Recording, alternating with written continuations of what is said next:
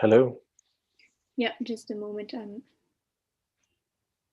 just sharing something else because I'm doing the live stream on YouTube.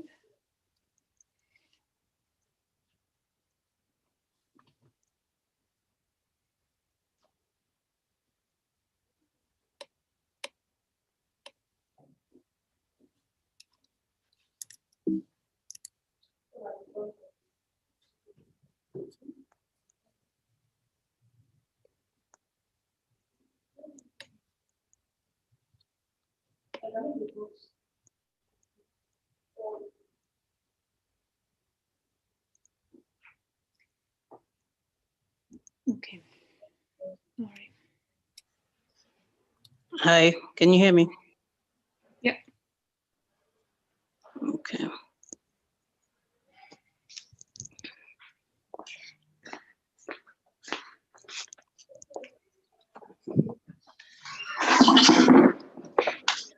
Okay, Ozion, please, if you don't mind, walk me through the poll again. We have 3 different conflict scenarios that we need people to choose from for our simulation. The first is a trade conflict scenario. The second is a property conflict scenario. And the third is a sexuality conflict scenario. And people need to pick one of these 3 for us to simulate. Hello? Yeah, just a moment. Pick one of the 3. Yes. Because I'm doing the live stream on YouTube. I'm going to describe each of the scenarios, and when I'm done describing, I'm going to ask people to pick which one of them they would like to simulate. Okay, so they just say trade or property or sexuality, and then we pick the one that has the most votes, so to speak. Exactly. All right.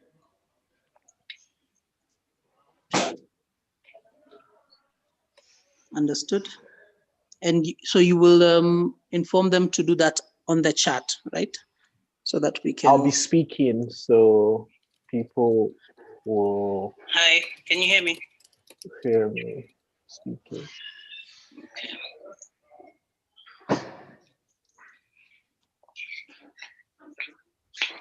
Okay, so then the voting is by voice, right? They just say...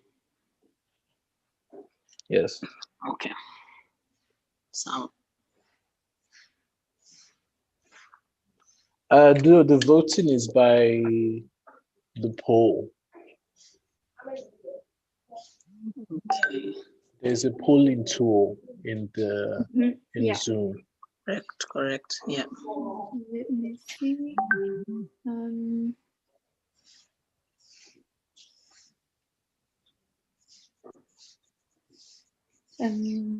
But if I ask, can you create the poll yourself, or you need me to do it? I am looking. Yeah, because I know I can do it, but I think as a co-host you can, but I'm not sure if you can write the questions yourself or the scenarios yourself.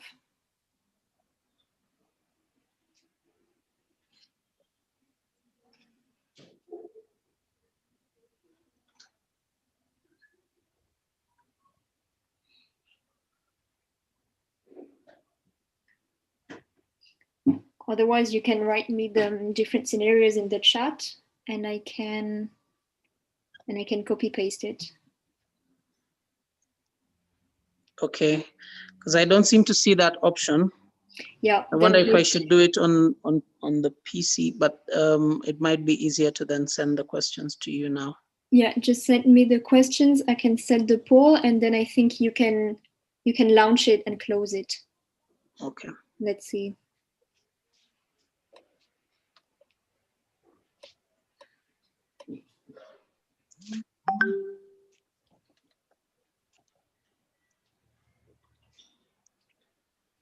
Thank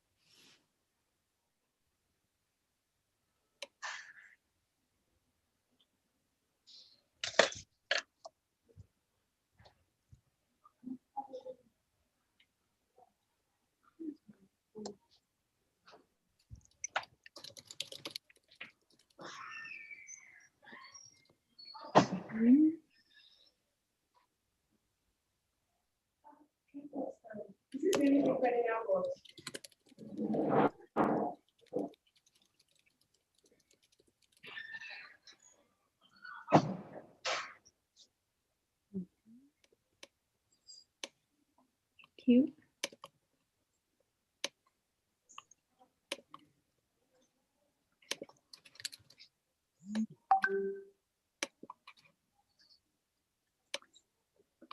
So there are 3 scenarios, right?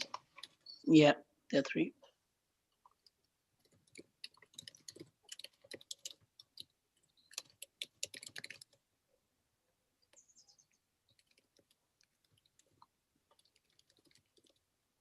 Okay, let's see if that works.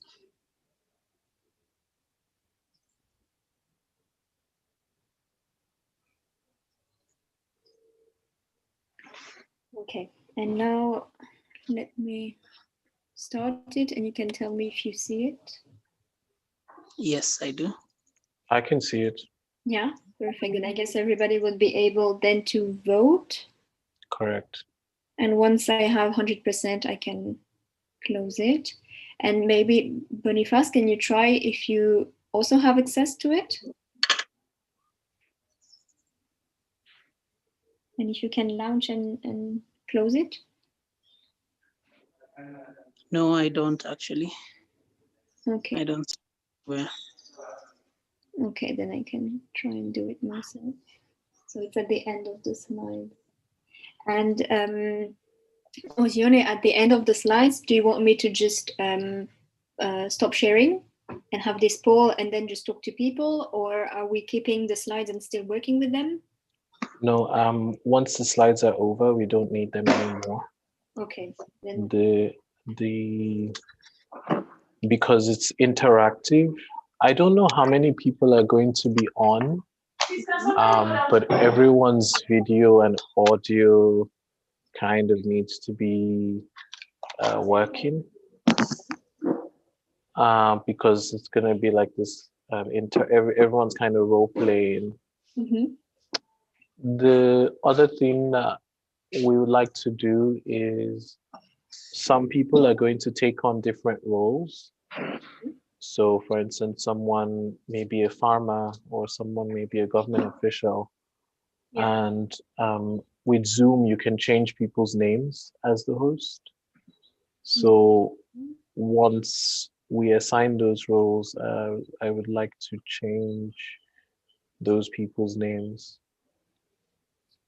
So you want to completely change their name and just do farmer or something like this? Or For keep instance, okay, you so change their name and just put farmer or something like that. for example, if I do yours, Yes. now you're farmer. Yes. Okay. Correct. So then everyone sees me as farmer. So people who are participating understand what role I'm playing. And does it make sense to ask them all to change their own name, or do you want me to change them because they can rename as well, if I remember correctly. Yeah, they can. When we did the demo, I think some people struggled to figure out how to do it. So let's make them ask them to do it, and then if they can't, then we'll for those who can't change it themselves, we'll just change it for them. And can you tell me then what the different roles are so that I know how to name them? It will depend on which of the scenarios is chosen, and then also depending on how many people are on the call, we may need to expand the roles a bit. I'm thinking that what I'll do is just ask for some volunteers to participate, and so that it's limited, maybe just like 6 people participating, and then once we have those participants, we'll decide on the roles, and then we can name them. I think it'll probably take us anywhere between 6 and 7 minutes to go through that like role assignment. Okay. If you name the different roles, then I can pick it up and rename them. Yes.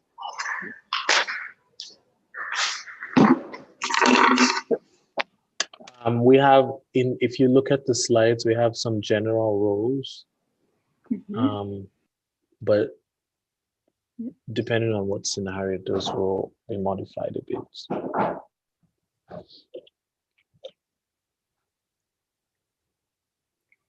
Let me see. Do you see the slides now? Yeah, the last ones.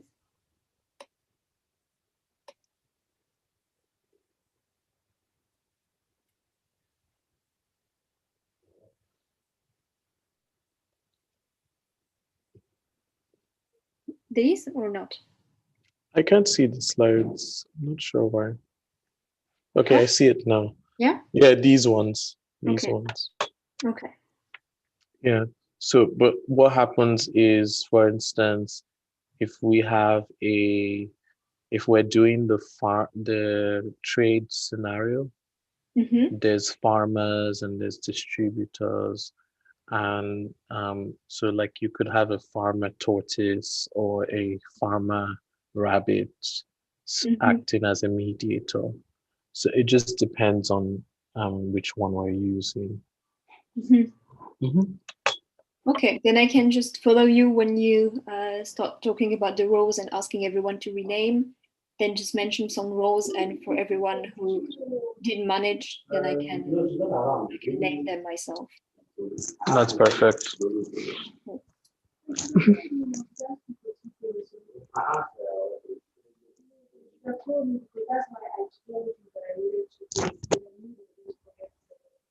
I gave you that information so that when you get there, you tell him, Madam said 2 things. Why didn't you just collect one on the phone? Hello? Yeah, I think that's it. Okay. Yeah. Right. Just trying to put back the other.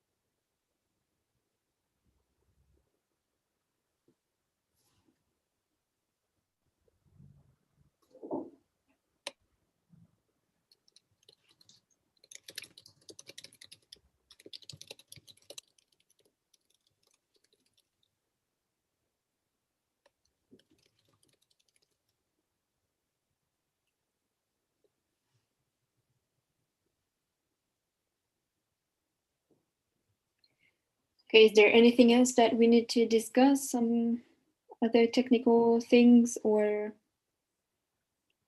And that's it for me. I feel quite confident in what we've gone through. Mm-hmm. And I think we've tested out everything. So we've tested out the video, we've tested out the poll, Yeah. we've tested out the slides, we've tested out the name change. So Perfect. I think everything seems in order for me. Mm-hmm. Okay, very good. And Boniface, can you actually start the recording from your side once the session starts? Can you click somewhere for the recording?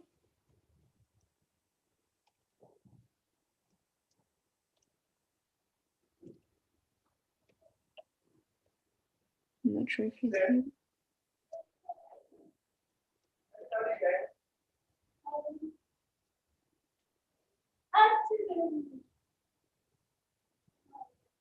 And we're not doing breakout groups, right? It's all planned. No. Okay. Yes.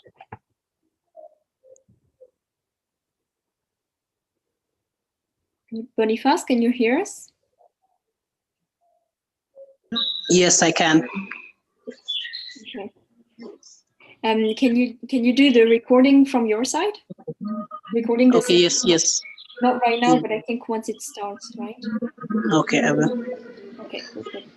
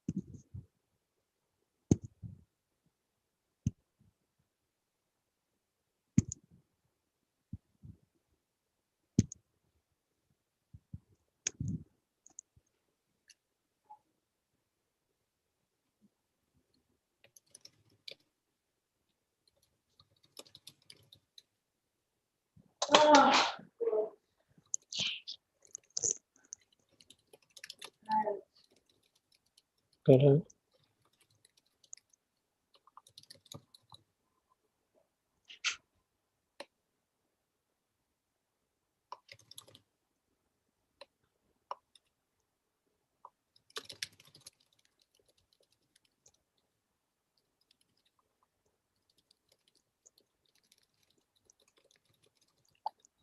Deeper my soul, dangerous, cannot trust, still more.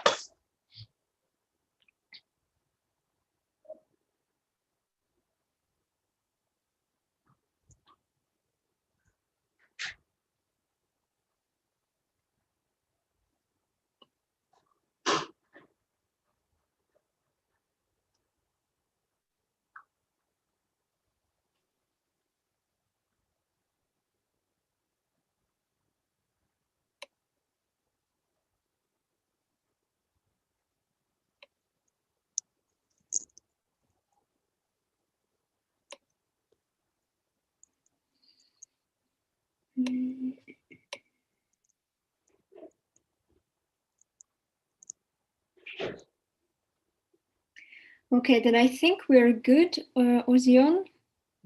I'm just checking when we're coming back here. It should be at 12:30, so an hour and a half. But in 1 hour, let me see. Okay. Yeah, 12:30, we're coming back here. Yeah. So I think you can leave this room now. I'm gonna have a check with someone else.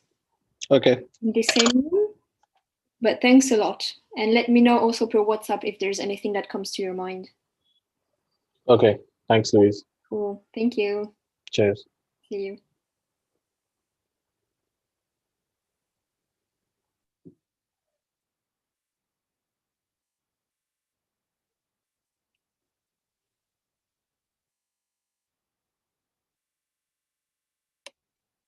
Hi, Omar. Can you hear us?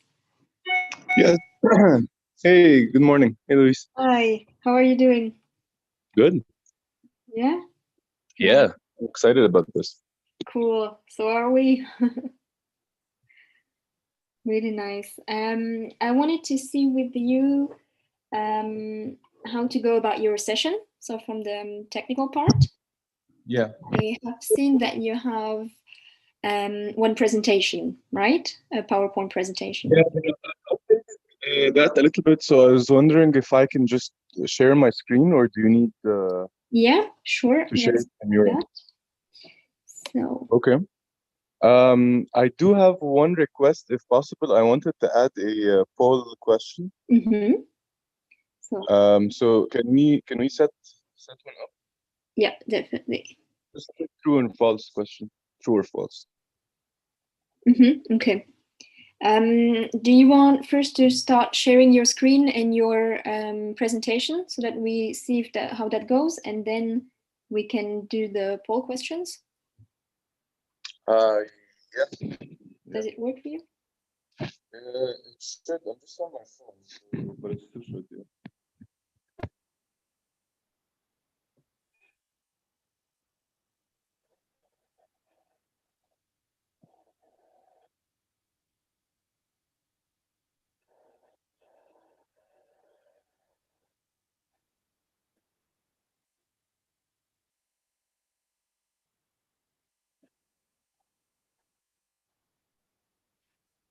Is everything okay? Yeah, I'm just trying to get my my own presentation from the evidence. Okay. Share this here.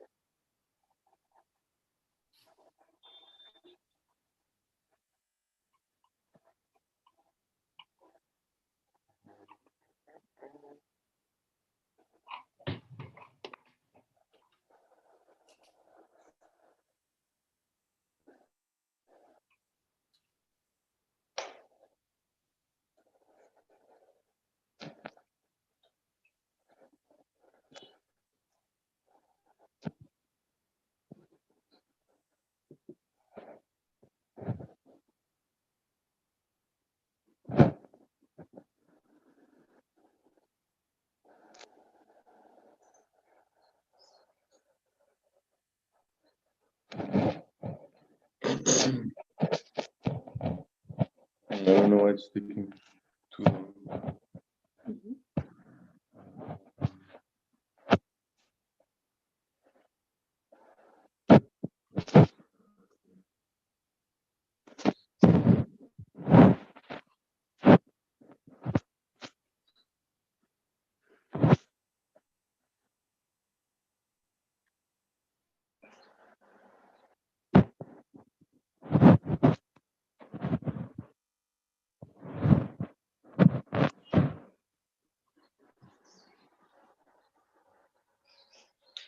I'm just gonna use my laptop. It's gonna be easier.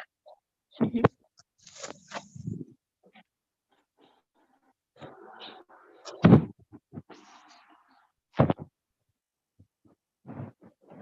Oh no, actually, there we go. Yeah. Supported. Oh, sorry about that. No problem.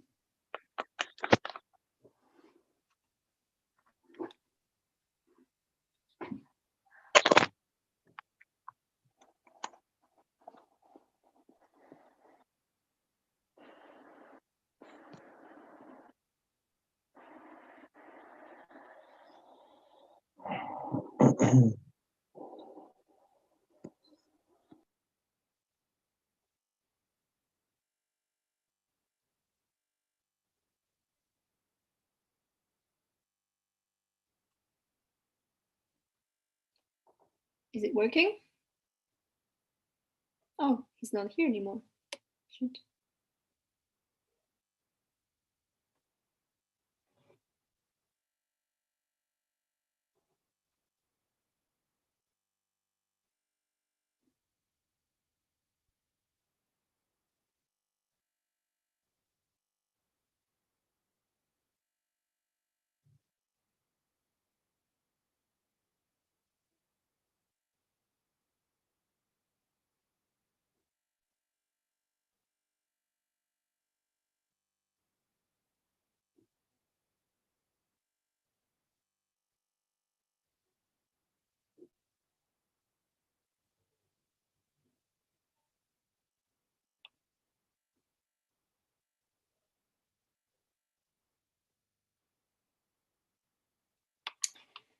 Um,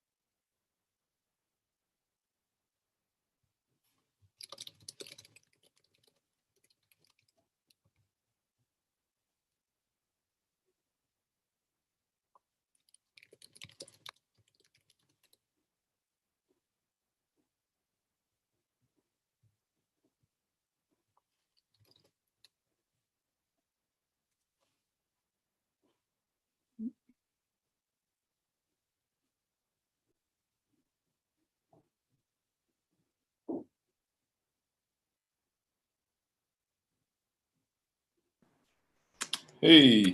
hey. Okay, here we go. It's much easier.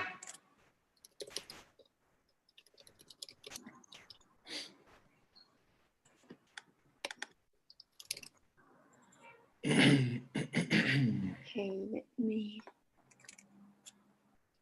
let me stop sharing so that you can share. Okay.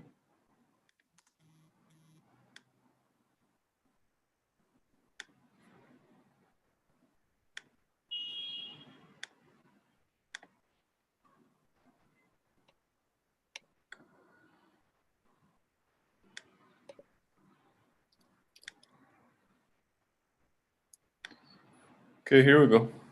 Yeah, perfect.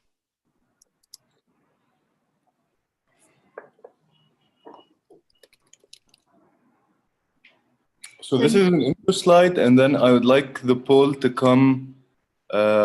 Actually, I'd like the poll to have this text and just true or false, and maybe people can fill it up as they come in the room. Maybe just for the first like 2 minutes while people come in, or I can introduce myself and then prompt people to do a poll here, and then I'll continue. But that's the only thing I wanted. Okay.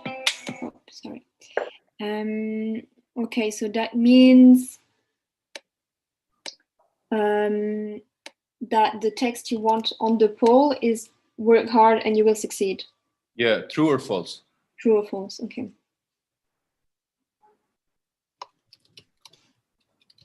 What do you think, Luis? Is it true or false? What I think is the truth. It's true? Oh, it's true. I like the. I've been through all the slides, and I prefer the live well, and you will succeed.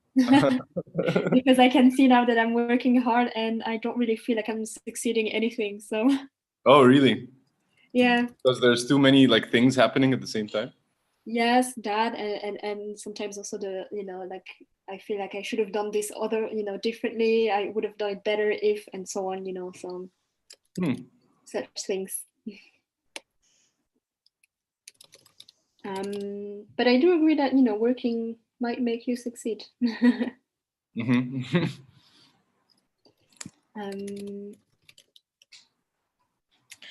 Yeah, I think the problem is that like no one tells us how much, like how much and how much is hard. How much is hard, yeah. Yeah. And how do we balance it? Absolutely. Yeah, that's true. Okay, so the poll would be just this one question. You don't want Yeah, that's it. Okay, that sounds good. I like that one. Okay, so I can prepare it and I will show you. There's another thing that I could use your help in.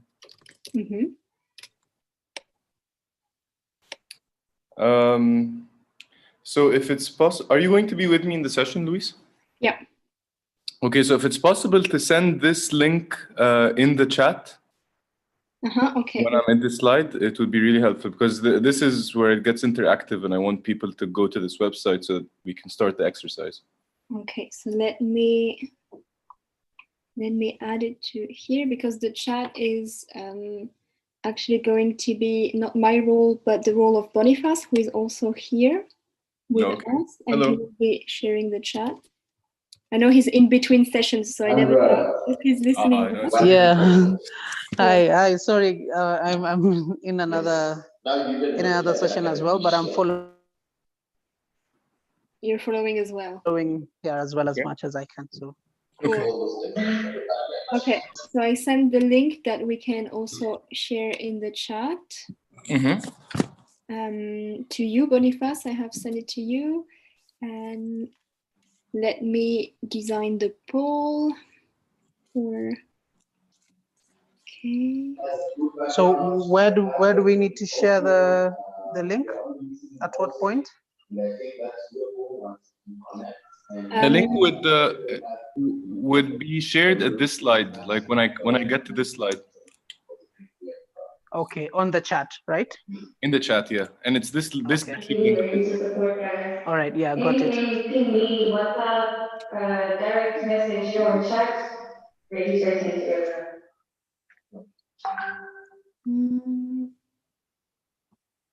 Okay, yeah, for the poll, it's a bit difficult because I have because I'm basically keeping the same room for your session and the session before. So I will have to do the poll in between the question of the person before. And I don't change them. I don't think I can have many time. Alex, ungekuja usalimiane huko. Wait. Sorry for that, guys. No problem. Wait, let me just check something.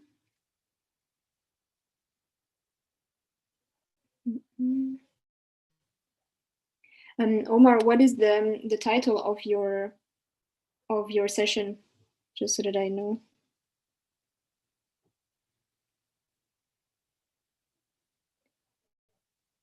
Can you hear me, Omar? Yeah, I can hear you. Sorry, can you just give me the title or a title for your session so that I can add that? I'm trying to just remember how to avoid work burnout and become resilient. Oh, okay. I can send it.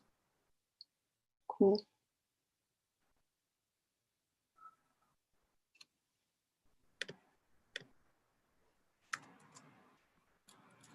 Perfect, thank you. Let's see if I can do that.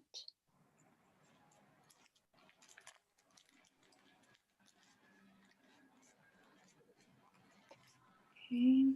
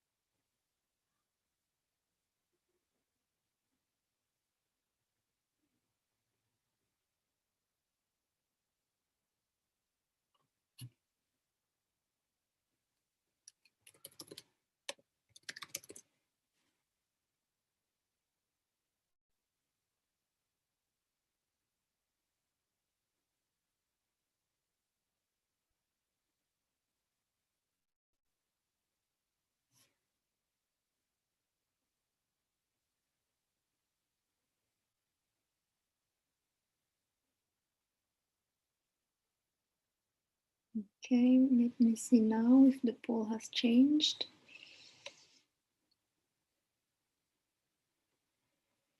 No. Mm.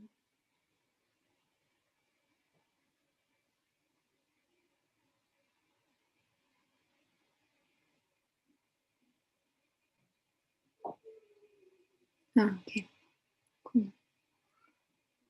Okay, can you see now the poll on your screen? Yep. Okay, is that how you want it? Yeah. Yep. Look good? Okay. That looks good. Thank you. Perfect. And then I can share the results like this. Okay, perfect. Okay, so the poll will come immediately at this for the second slide. Or you want it when people come in the room? I'm trying to think. No, actually, yeah, let it come up with the second slide. So I'll go through the intro and then give people some chance to get into the room too. Okay. Cool.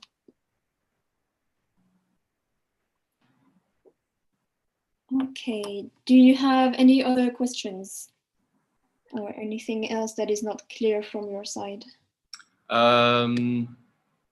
There is, yes, there's a very important piece where we get to the breakout room. Yeah. Mm-hmm. And that should happen. So these slides, as you can see, there's, it's going to be an activity. So I'm going to be going from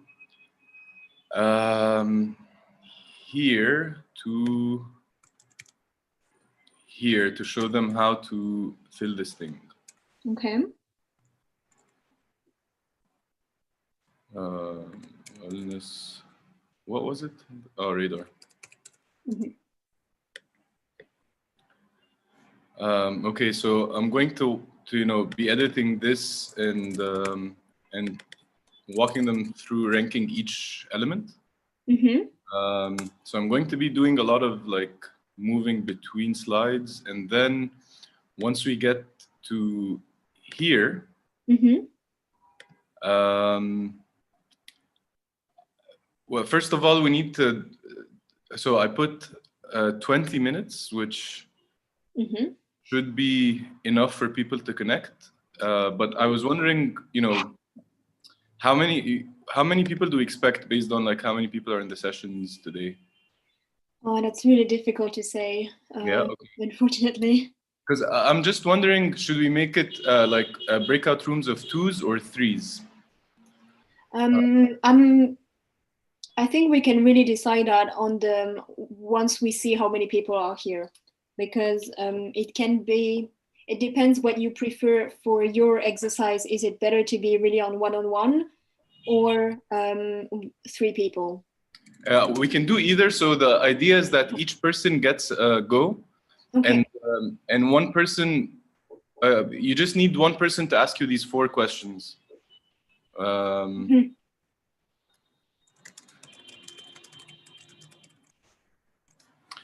So basically it could be one-on-one, so each person would get 10 minutes to reflect, which is good. Yeah. If it's 3, then the first person asks the second person asks the third asks the first. But we would have to limit it to maybe 7 minutes. The risk is that the first person goes over and then the last person doesn't get a chance. Yeah, that happens often. Well, let's see. If there are many people, then maybe it's nice to do 3 so that we have less groups. But actually, I don't know if there is a limit, for how many groups we can have. So if you prefer one-on-one, we can do that. So I'll have 2 people per room, and I create as many rooms as there are people. Yeah. The thing is that during the breakout rooms, I wanted to kind of pass by the rooms too. So one thing we can do is send a message. If we are doing 3 people, it means that at like the 6th or 7th minute, we need to tell people to move to the second one and move to the third one. But it might be a little rushed, and you wouldn't get people to build like a strong rapport, Yeah. Which I think is the point. So I would prefer it to be 2. Okay, then let's But go. the problem is if it's 2, if we have like 15 rooms, I probably wouldn't be able to make it through into all of them. Yeah. Please, Omar, if you don't mind, say that again. You'd like all the participants to go into.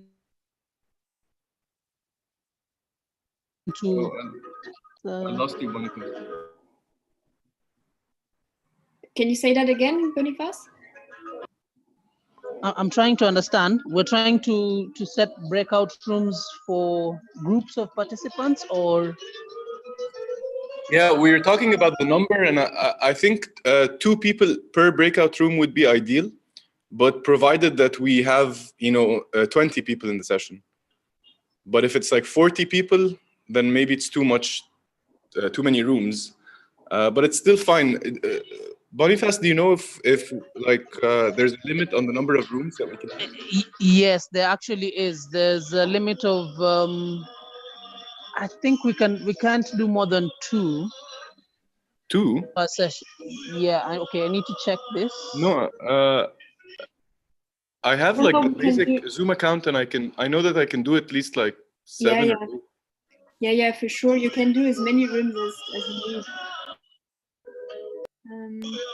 Okay, let me. Yeah, you can. I can go at least up to 24 rooms. Yeah, because I was checking on my end. Okay, so you have. Yeah, so you can. Okay, so we're safe there. Because I was trying to avoid having that issue we had with the test rooms. Okay. Yeah, no, I think that would be good for the breakout rooms. I think it's okay to have 2 people per room, but of course, Omar, the problem is that if we have a lot of people, then that means you might not be able to check in every room. Which is okay, I think. But I think I'm already giving them a lot of instruction, and it should be very clear. So if we maximize the time people get to connect one-on-one, maybe that should be our goal. Okay. You can also, if you want, message me in the chat. If you see, in the beginning how many people are coming, then you can decide, let's go for 3 people per room or 2 people per room. Okay. Because for your session, since you are sharing your slides, then I'm only doing the poll, and Boniface is taking care of the chat. So that means I can also set up the breakout rooms. Okay. And then you can decide how many people you want per room. Okay, so there are two things about the breakout room. These are the instructions that I have on my slide. So as soon as people go into the breakout rooms, we want to send them these 4 questions. These are the ones that they should ask each other. Okay, then can you copy paste in the Zoom, and then we can share that. I think I can share a message with them when they are in the rooms. Cool. Thanks.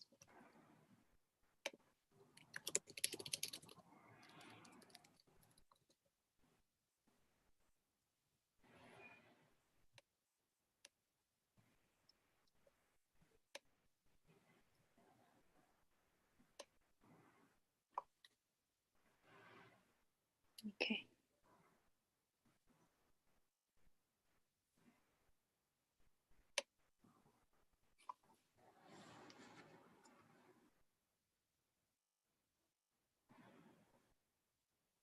And then they come back after 20 minutes, right? You have 20 minutes for the rooms. Yes. And so then, hopefully I'll be done in 15 minutes. Then they go for 10 minutes, for 20 minutes. Yeah. And then we come back for 10 minutes to close. Okay.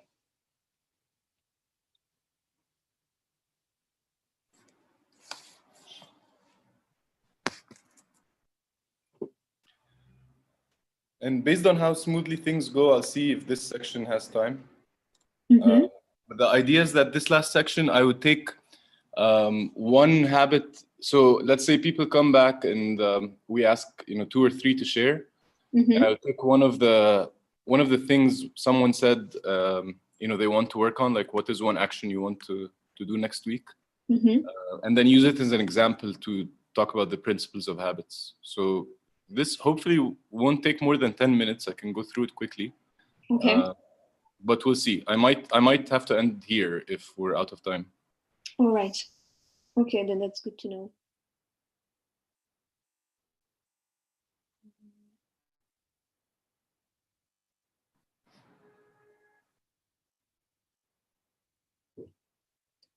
I'm also trying to check the time to be sure that I know when what is finishing.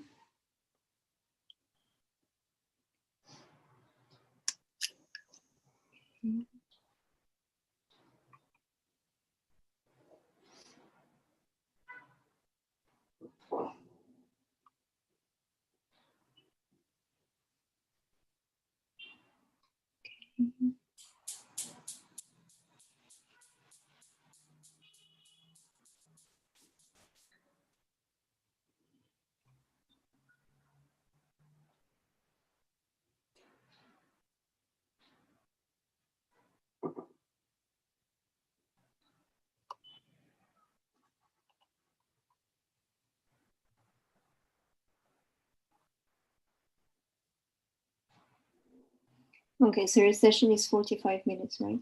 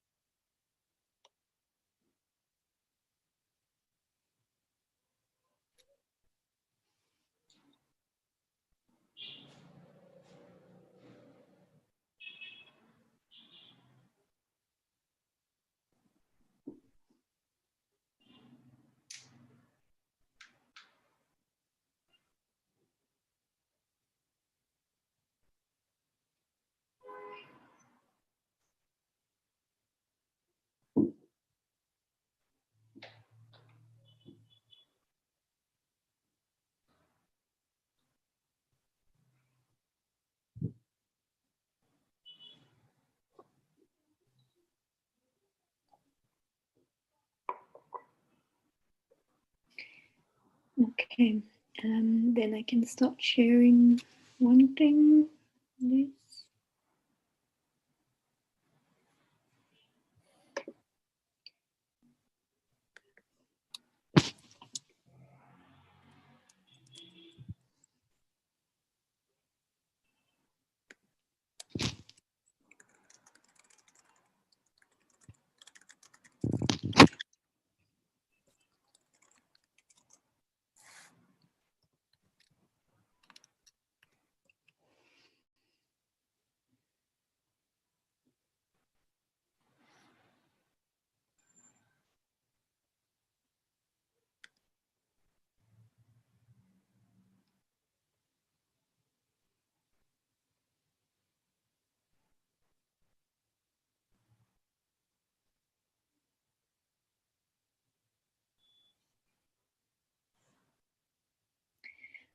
Okay, I think we are pretty good here, right? Yeah. Everything's clear for everyone? Is there any other questions? Yeah, I had one question about moving in the breakout rooms. Yeah. Will I be able to kind of leave one and join one, or would you have to move me somehow? I'm not sure if you can decide yourself. Yeah, it would be nice for me if I can just leave one and join another. I think if I'm co-host, then I can automatically do that. Yeah, let me check that. Let me make you co-host. Yeah. Okay, there you go. You're also co-host, so I think now you can do it. Okay. Perfect.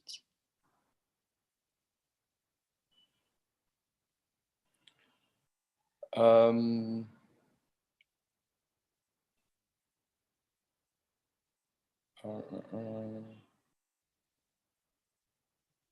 then I think that walk-in is starting soon. We have like half an hour to go till the beginning. Oh, really? Oh, wait, I thought it was. Oh, my session is at 1 p.m. Cairo time. Let me see. Should be 4 p.m. Oh, okay. Kenyan time. Yeah, my session is 3 p.m. Cairo time, right? Let me check that.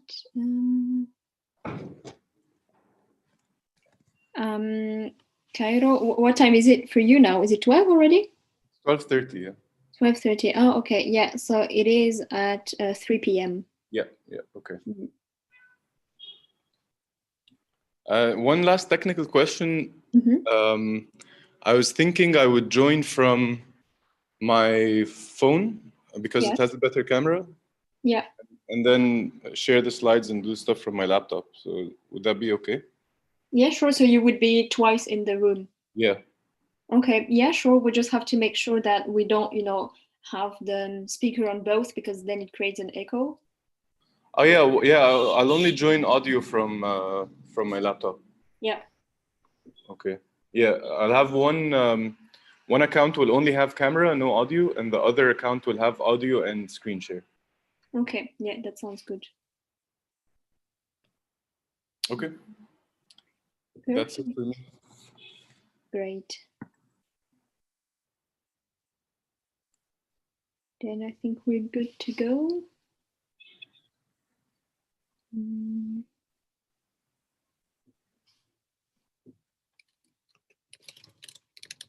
So there's another session that's going to start on this room at 1? Yeah, exactly. One on conflict resolving Oh. through storytelling. Also Okay. very interesting. So if I just stay on this, I can attend this. Yeah, exactly. But there will be also things happening in what we call the forum. So it's the main room. Yeah.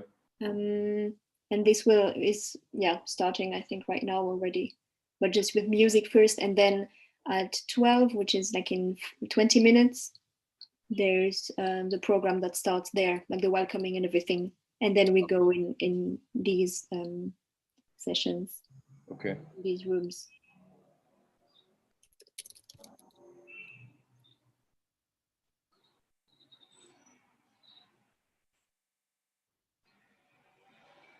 So I think you can also log into or join the other room. Let me see if I can share the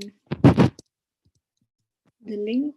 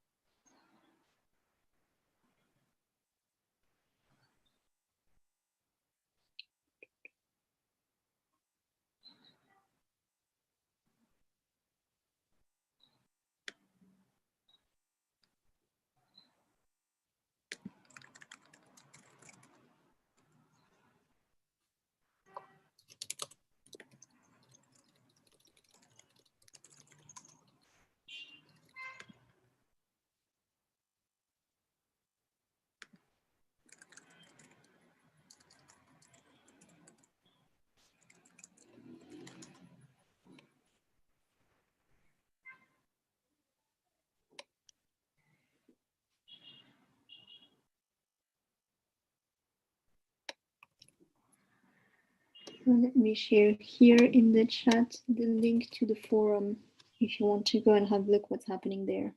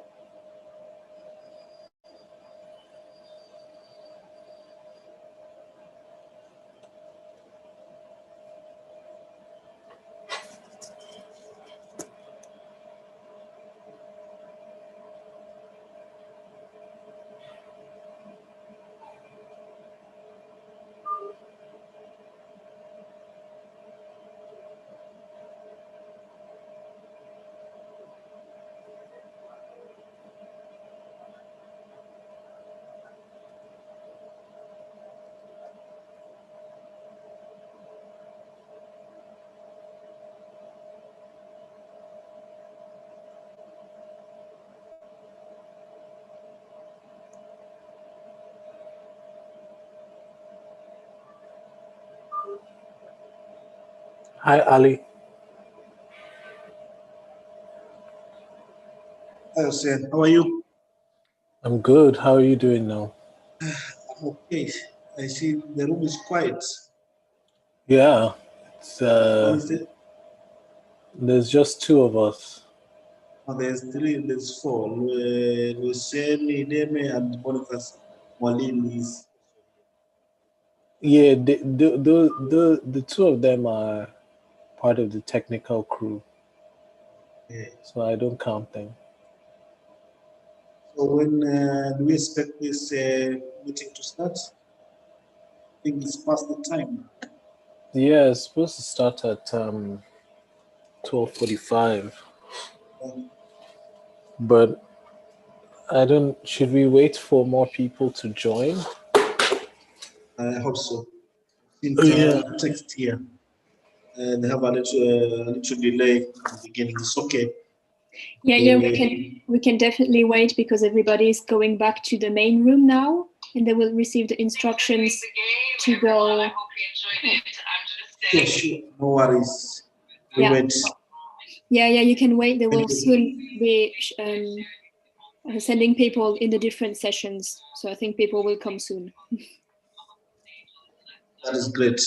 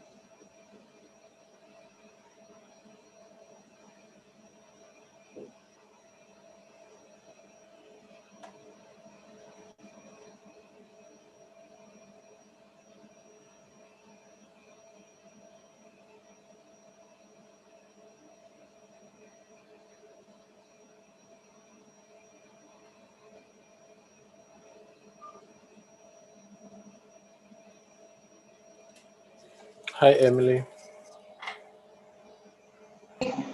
Question. Hi, Ali. Hey, how are you? Good, thanks. Welcome.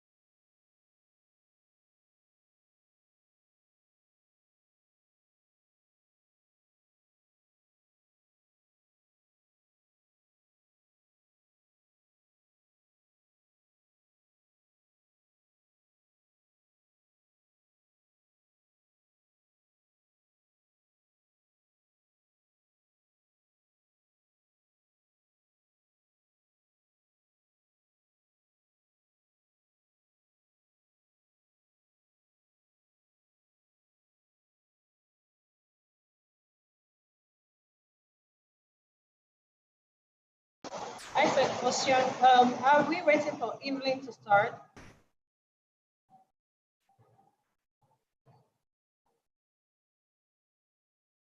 We're waiting for more participants because right now there's just three of us.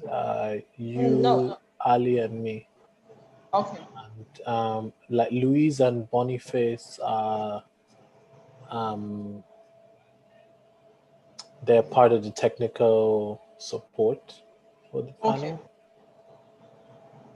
So if it's just three of us, it's like just doing the same demo that we did last time, even a smaller version of it. You know what I mean? So we already know the ins and outs of it. No, because I see 13 participants. Yeah, actually, there's quite a number of people already. Oh, really? Oh, I didn't see that. Oh, Yeah. awesome. Oh, super. Oh, so yeah, we can start. I didn't know. I could only see 5 people. Oh yeah. Let's get into it. Super. So hi everyone. My name is Osione Itegoje. I'm here in Lagos, and I'm going to be leading this session. As a start, we will watch a video. So, Louise, can you please play that video?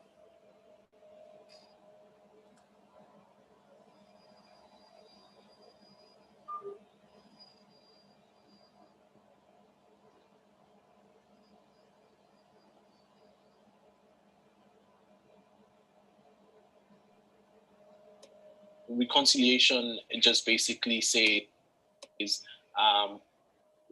we have, can we come to a point where we say this together, we've agreed that this is what a peaceful outcome looks like. Okay, so as you have seen, we've been having a lot of challenges dealing with you guys, and before the situation escalates, we wanted to bring you guys to the table because this can't go anymore. If we really want to improve our farming, we thought that we need to bring you to the table and we need to discuss this. A group of farmers, that's the Farmers Association, looking to grow their industry, get the government to set a price on their produce. Okay, thank you for representing us. But apart from the government, waiting for the government to set the ceilings and the maximum for us selling and doing business, we should also be very careful, and we should be strongly protecting our investments. I think I can play a distributor. I can be one of the Farmers Association. One of the arbitrators. Part of the distributor. I want to be part of the Farmers Association. We don't want to over-instruct. We want to let it to be a bit like flexible. We shall be awaiting your get back to us, and we shall be eagerly waiting so that we should resolve this conflict, because both our farmers, your distributors, and our farmers will suffer, and we really, really want to get this thing over and done. As government official, I have a couple of questions that are directed to the Turquoise distributor. This can't be happening. No, guys. And I submitted our I said order in my court. Everyone stop talking. I swear the arrogance coming from those guys. The arrogance. I asked them one thing, let's go to the table. Okay.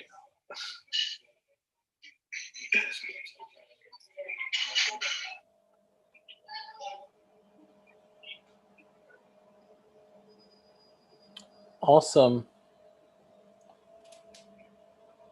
Thank you, Louise.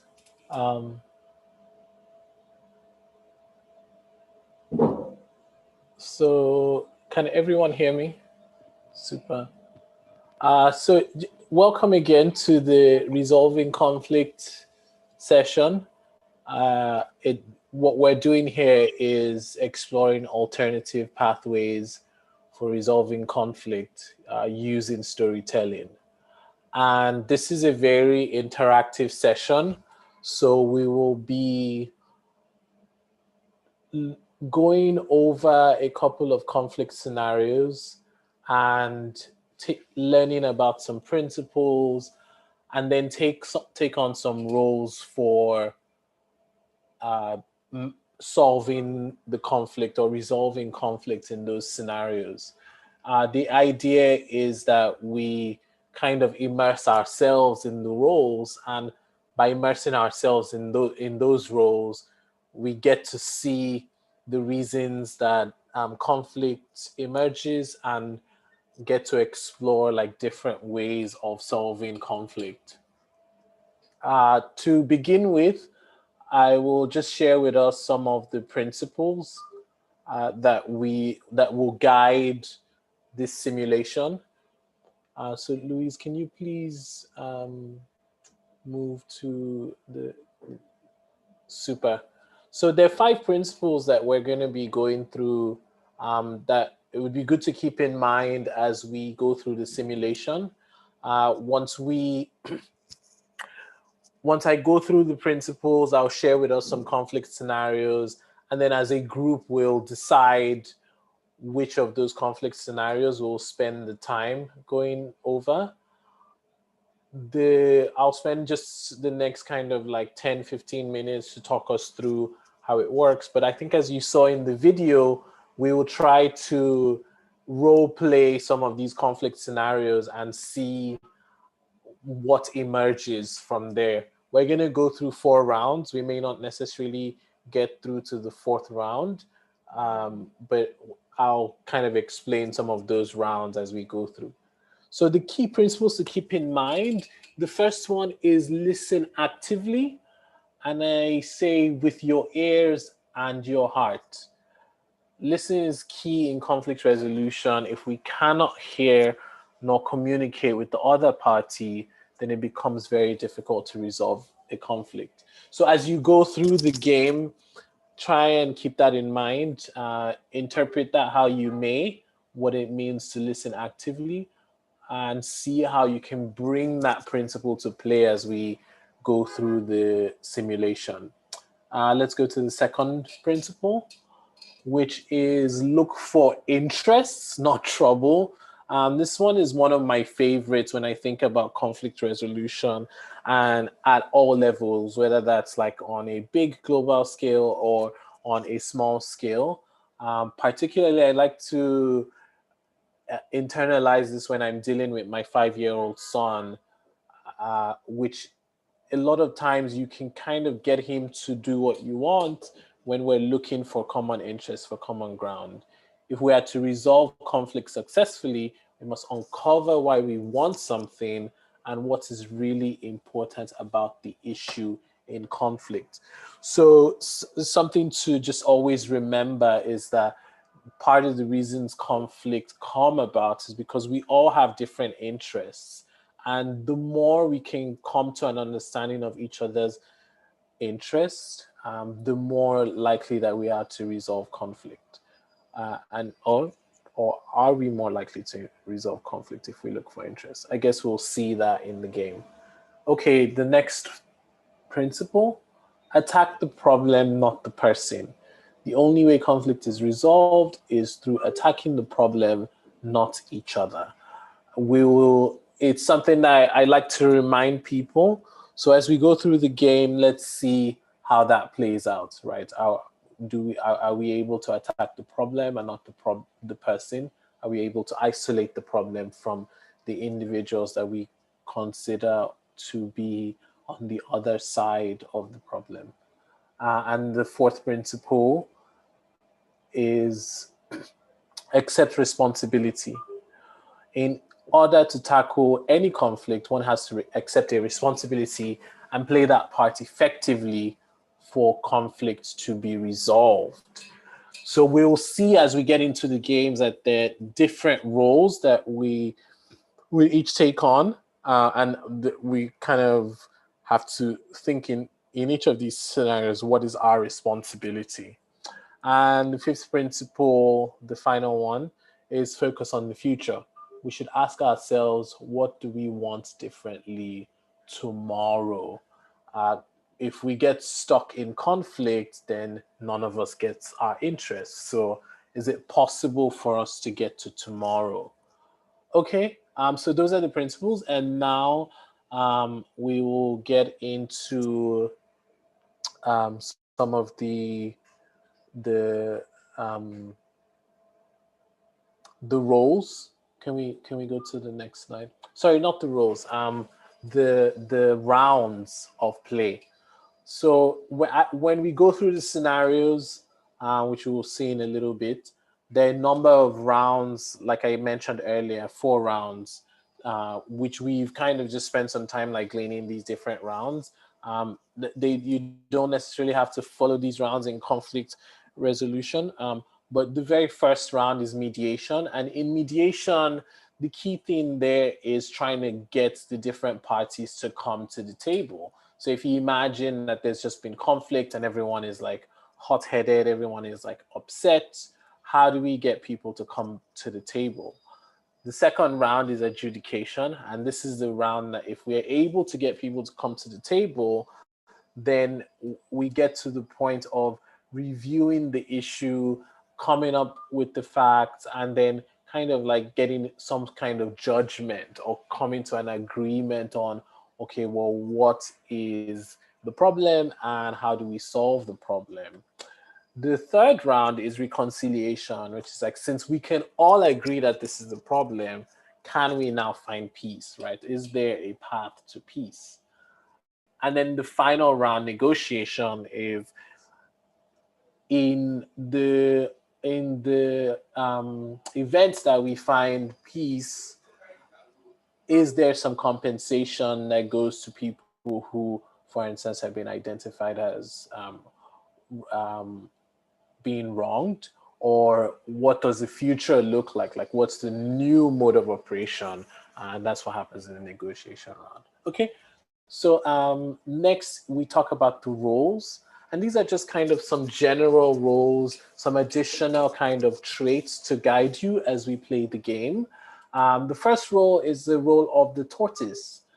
This is a trait role, or a more conceptual role, which any of us can choose to take on as we play the game. The tortoise is considered old, wise, experienced, slow to act, knowledgeable, conservative, prefers stability, hates to rock the boat, cares deeply, is empathetic, nurturing, strong, ties in the community, and is respected for wisdom. So when we pick the roles, we can, for instance, choose to have the traits of the tortoise. In your role, you can choose to have the traits of the tortoise. Then you have the rabbit or the hare, which is considered progressive, liberal, innovative, future over the past, quick to act, lacks experience, takes risks, few personal ties, and is respected for ability. And then below these two, we have some more kind of professional or structured roles. So you have the arbitrator. This is someone who is set aside as the one to lead the adjudication round, or a group of people set aside to lead that round, where the different parties in a conflict can come together and say, okay, we trust this person or this group of people to independently give judgment or make a decision regarding the conflict, help us open up the facts and help us see objectively a way forward. So that's the arbitrator. And then finally, we have the accuser and the accused. These two tend to be the interchangeable. So it's like who's bringing the case and who is the case brought against. It tends to be kind of fairly fluid because in many conflict situation scenarios, both sides or multiple sides feel like they have been wronged. Okay, and now let's go to the scenarios. So there are three scenarios that I'm going to present today. One is a trade conflict scenario. The next is a property conflict scenario. And the final one is a sexuality conflict scenario. We are looking at these conflict scenarios from the perspective of Pan-African futures, as we think, what does like a more integrated Africa look like? What are some conflicts that kind of like emerge in the process, and how do we go about resolving them? So we don't have the answers. The idea of the simulation is for us to figure out the answers to see if we can resolve the conflicts together. Unfortunately, there isn't too much time, so we can only go through one of these conflict scenarios. But our hope is that when you, by participating in the role playing, you'll be able to do this in your own different context, whether that's on a big global scale or even just within your communities. So I'll go through and read the trade conflict scenarios. So trade conflict scenario: a group of farmers, a farmers association, looking to grow their industry, get the government to set a price on their produce in order to drive competition. The government in turn imposes a tariff on all imported produce. So for instance, this could be one country in West Africa is trading with another country in East Africa, and they've set a tariff on imports from countries in West Africa to East Africa. The government in turn imposes a tariff on all imported produce, keeping prices artificially high. Months down the line, a major distributor is selling the same produce at a third the price, undercutting everyone in the market. The Farmers Association lobbied government to shut down the distributor, arguing that they are selling illegal produce. The distributor in turn argues that their produce is legitimate and they are free to sell at whatever price they choose. This is where the simulation begins. The way it plays out depends on the actions each actor decides to take.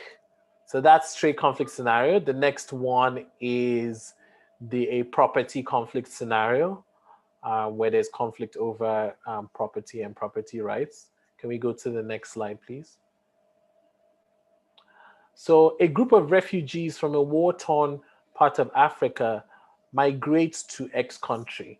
After a few years of settling in and working in various businesses, they pull together resources to buy land in one of the country's oldest cities.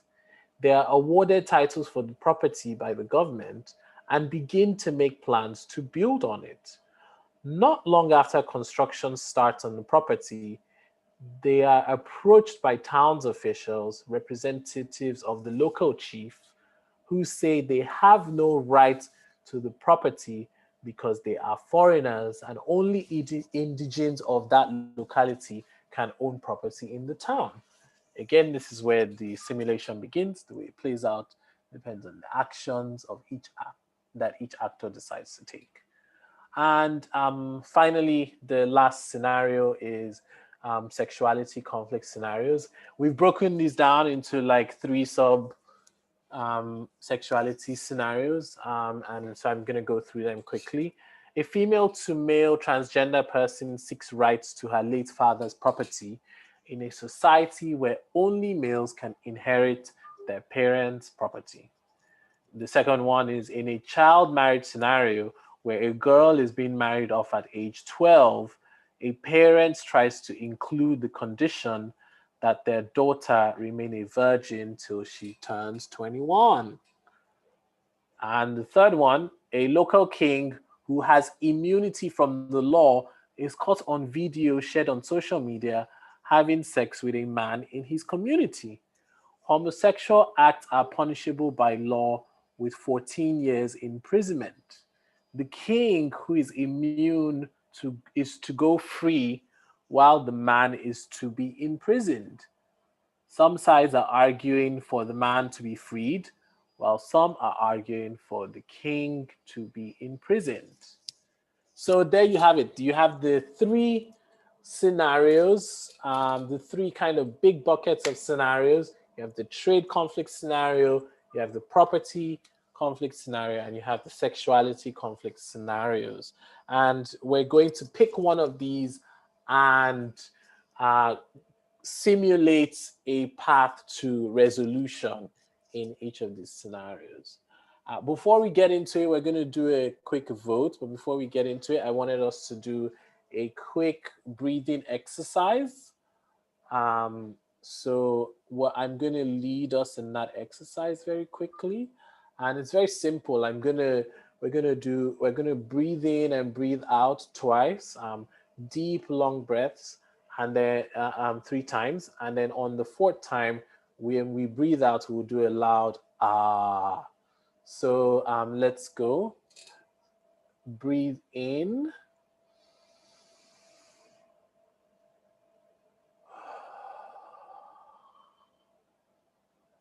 In through the nose a 2nd time. And out through the mouth. A 3rd time in. Out through the mouth. And this final time in. And a loud ah. Okay, excellent. How are we feeling? So now we're going to do a poll. Can we have the poll up, Boniface? And we're going to vote. Okay. And share the results. In the meantime, if you have any questions, feel free to raise your hand or make a comment in the chat.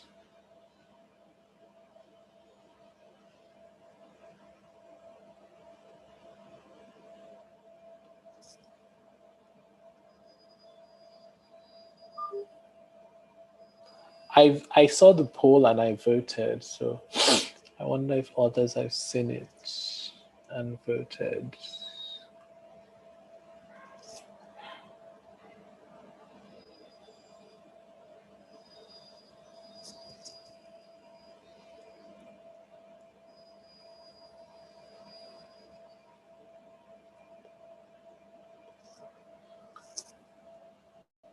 So, Louise, I think it's fine for us to stop sharing the presentation, and it would be good to see everyone on the screen now.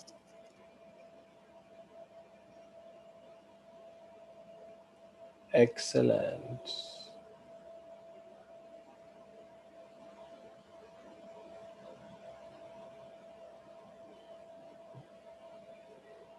Excellent. So it looks like we have picked the sexuality conflict scenario as the leader.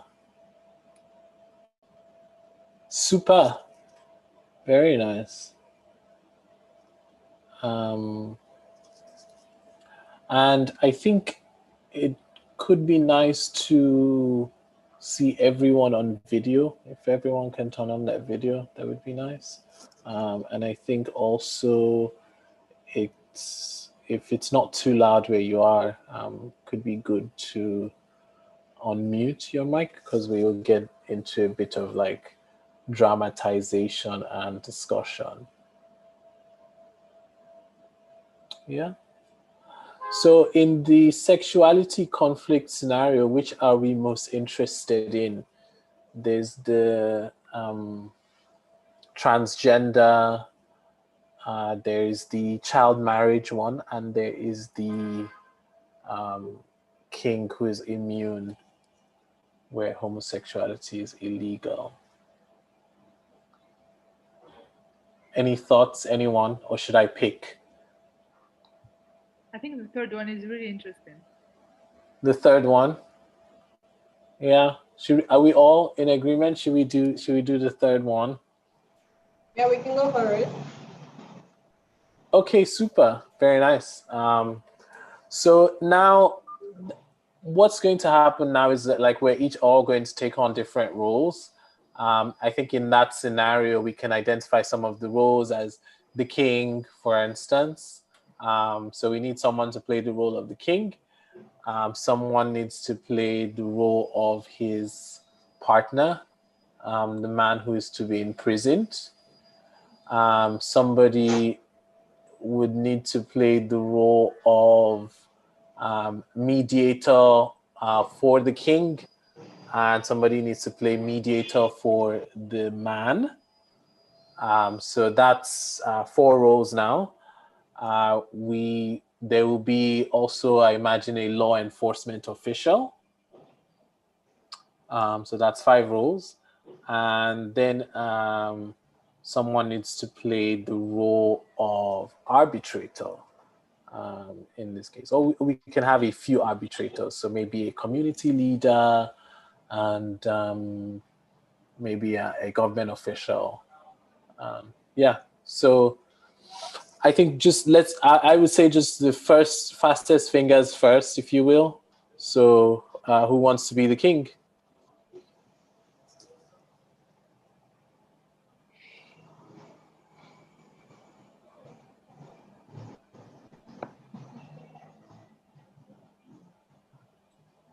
No takers. Someone has to be the king for us to play this game. Okay. So, huh? Oh, wow. Everyone is shy. No one wants Maybe to play. Ali should go. Huh? Ali. Who? Ali? Ali, are you going to be the king? You've been nominated for the king. Actually, that's what I'm going to do. Well, I can try to be the king. It's okay. Super. So Ali's our king. You look kingly anyways. Yeah. I'll send you a crown after this. Thank you. Okay. And then who wants to be Ali's lover, the man?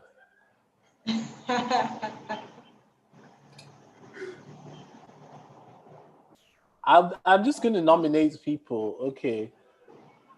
If nobody is going, I'm gonna nominate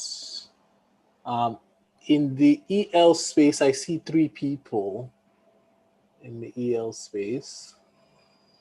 Can I nominate someone from there? We have someone sitting in the middle there. What's your name? Hi, Mutaz. Yeah, I'll be the lover. Okay, super. And now we need a mediator for the king, and we need a mediator for the lover. So who wants to play a role of mediator for the king?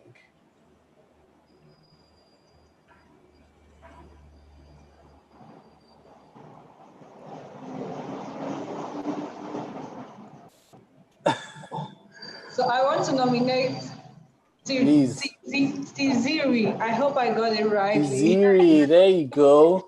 She's the king's mediator. Okay. Super. Okay, and then against him. huh? You want to be against him? Oh, Yeah. there you go. Now you have to play a role for him, huh?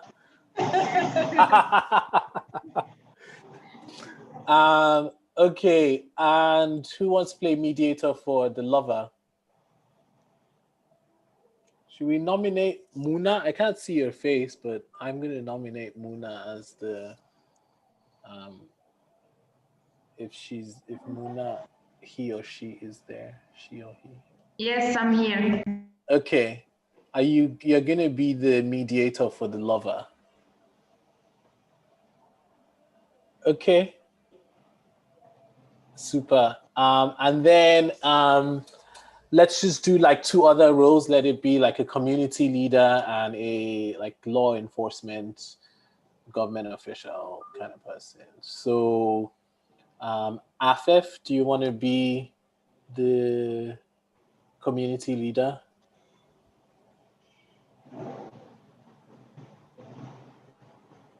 We can't hear you. Sorry. Yes, I can be the community leader. Perfect. And Emily, will you be our government again? Yeah. Law enforcement official. Okay, super. Excellent. I'm very excited for everyone here. Now, remember the traits. So you can choose to pick some traits at this stage if you want, right? So if you want the trait of the tortoise who's old and wise, you can pick that trait, and that can be added to your role.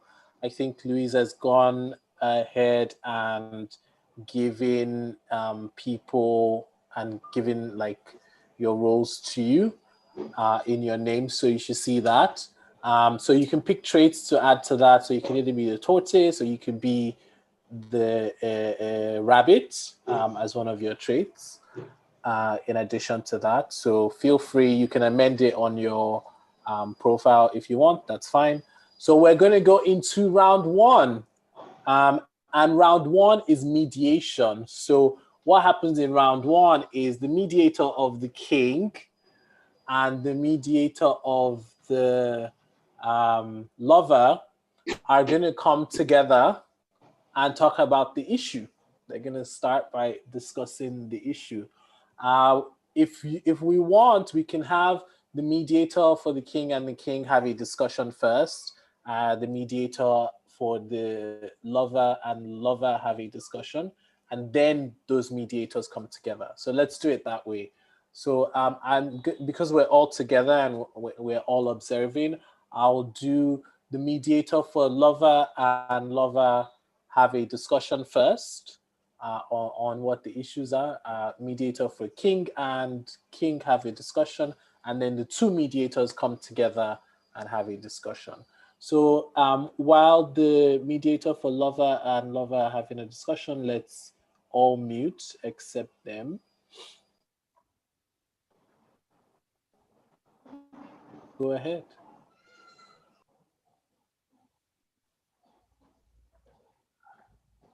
Okay, so mediator, what are we looking at? 9 years seems a lot. Punishment seems unfair. What do you have for me?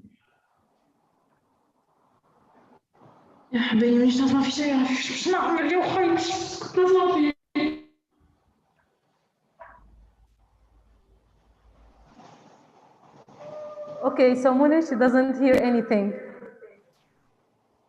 Can you repeat, please?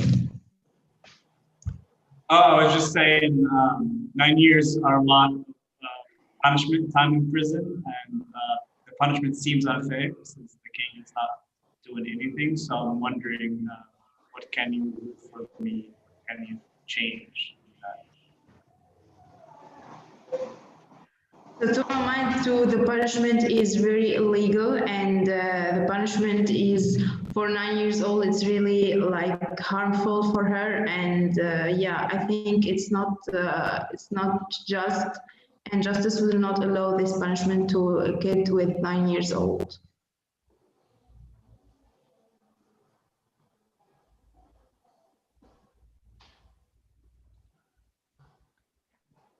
Super. So, I love that. Basically, your mediator is going to meet with the mediator of the king. Yeah, the king who was your former lover. Are there any things you would like to be communicated when they have that meeting? Are there any things you would like to say for yourself? Are there any things you would like to be aired in that discussion? No, I think the king is really powerful. That could be harmful for my life. So I'd like to remain quiet. You'd like to remain quiet. Okay, super. I'll leave it for my mediator. You what?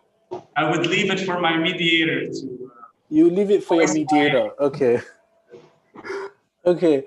So now, mediator, you're going into a very kind of sensitive situation. As you know, the king is immune. According to the laws of the land, they have been involved in an illegal act. So just think about all those things when you plan to kind of have this conversation. What's happening in the mediation round is you're trying to get the different parties to agree to come to the table to have a discussion about the issue. That's what we're kind of focusing on in this stage. So just keep that in mind. Okay, now we're going to go to the mediator for the king and the king. The rest of us, let's mute.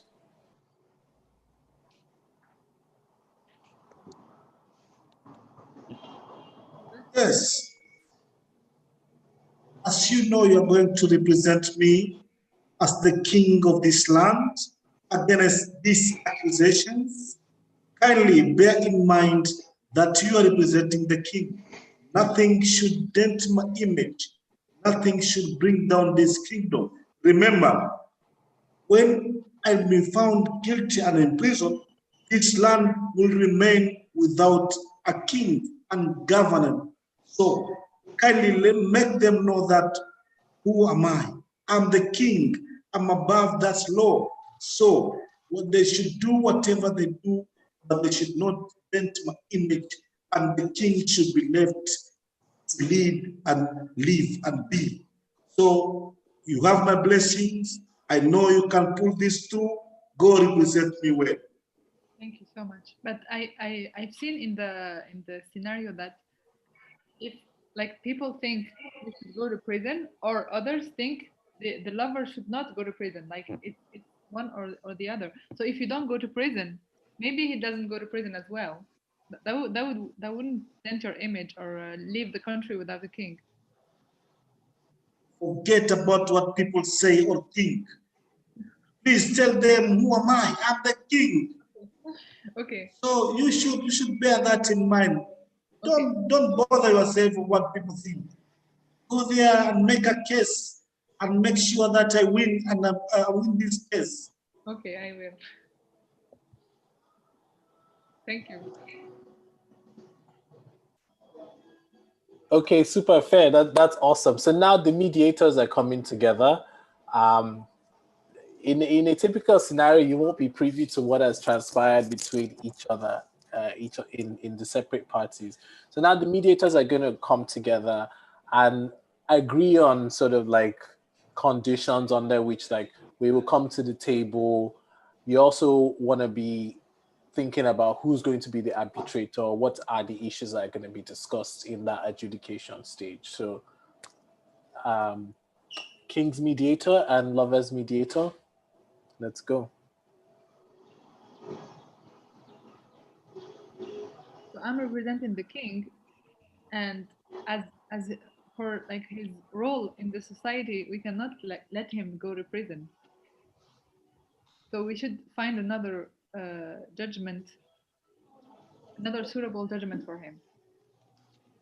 Okay, I'm representing the lover, and here we are talking about persons, not positions. Not because he's the king, so we should not punish him if he does something wrong.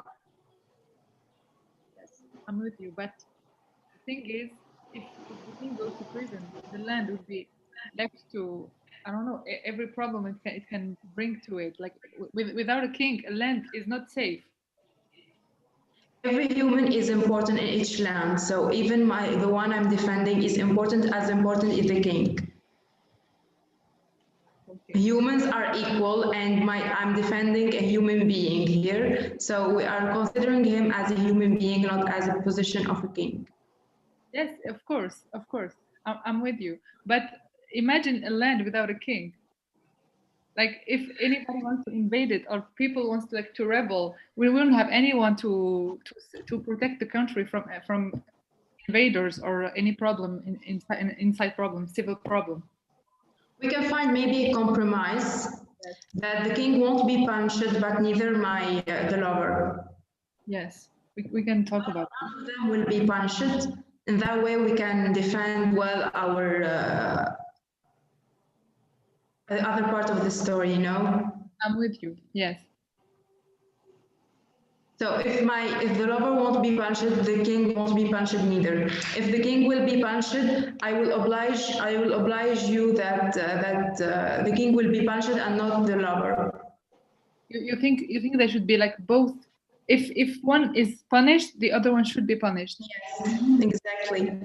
They should be equal. Yeah. They should be equal in a way that we do the same rule for each one of them. We should take this, I think, to the arbitrators and explain the case. But if the king is punished, if the king isn't punished, the lover maybe he won't be punished as well. Yes. In that case, I can accept this this agreement.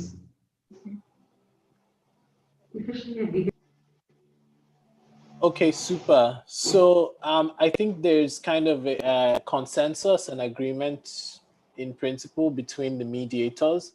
Now you have to convince both of the parties that you're representing to come to the table under these sort of conditions, right? So the king, for instance, has to be willing to come to a discussion around the issue, right? Can we find a way? I think you guys are saying that it seems to me like what you want now is like, okay, king is not going to get punished, too risky to deal with, but can we get our guy to be exempt as well, right? And there's some implications to that. So I think, you know, if we're bringing, we're going to bring some arbitrators to the table, right? So we're bringing the community leader who sort of like understands the traditions, understands the reasons why you have some of these customs, government official who is like enforcer and understands it from like a legal perspective as well, and understand some of the implications of this precedent that we're about to set, right? So first thing, we're still in mediation round. So first thing that needs to happen is both mediators need to go back to their to the king and the lover and invite them to the table, and our arbitrators should be prepared, our committee leader and government should be prepared to go into that next stage should the king and the lover agree to come to the table. Okay, so lover and his mediator speak. I talked with the mediator of the king, and we agreed that if the king won't be punished, you won't be punished neither. What do you think about this agreement?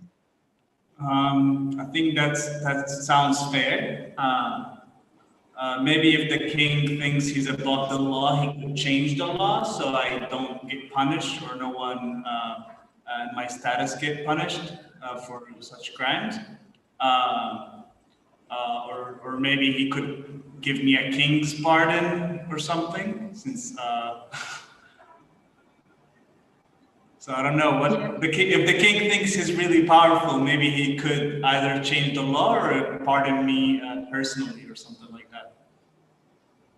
Okay, so I agreed with the mediator of the king that he will pardon you, and in another hand, he won't be punished neither. So if you agree on that, we can have a table of discussion with him and discuss it in a very fluent way. As your mediator, I advise you to be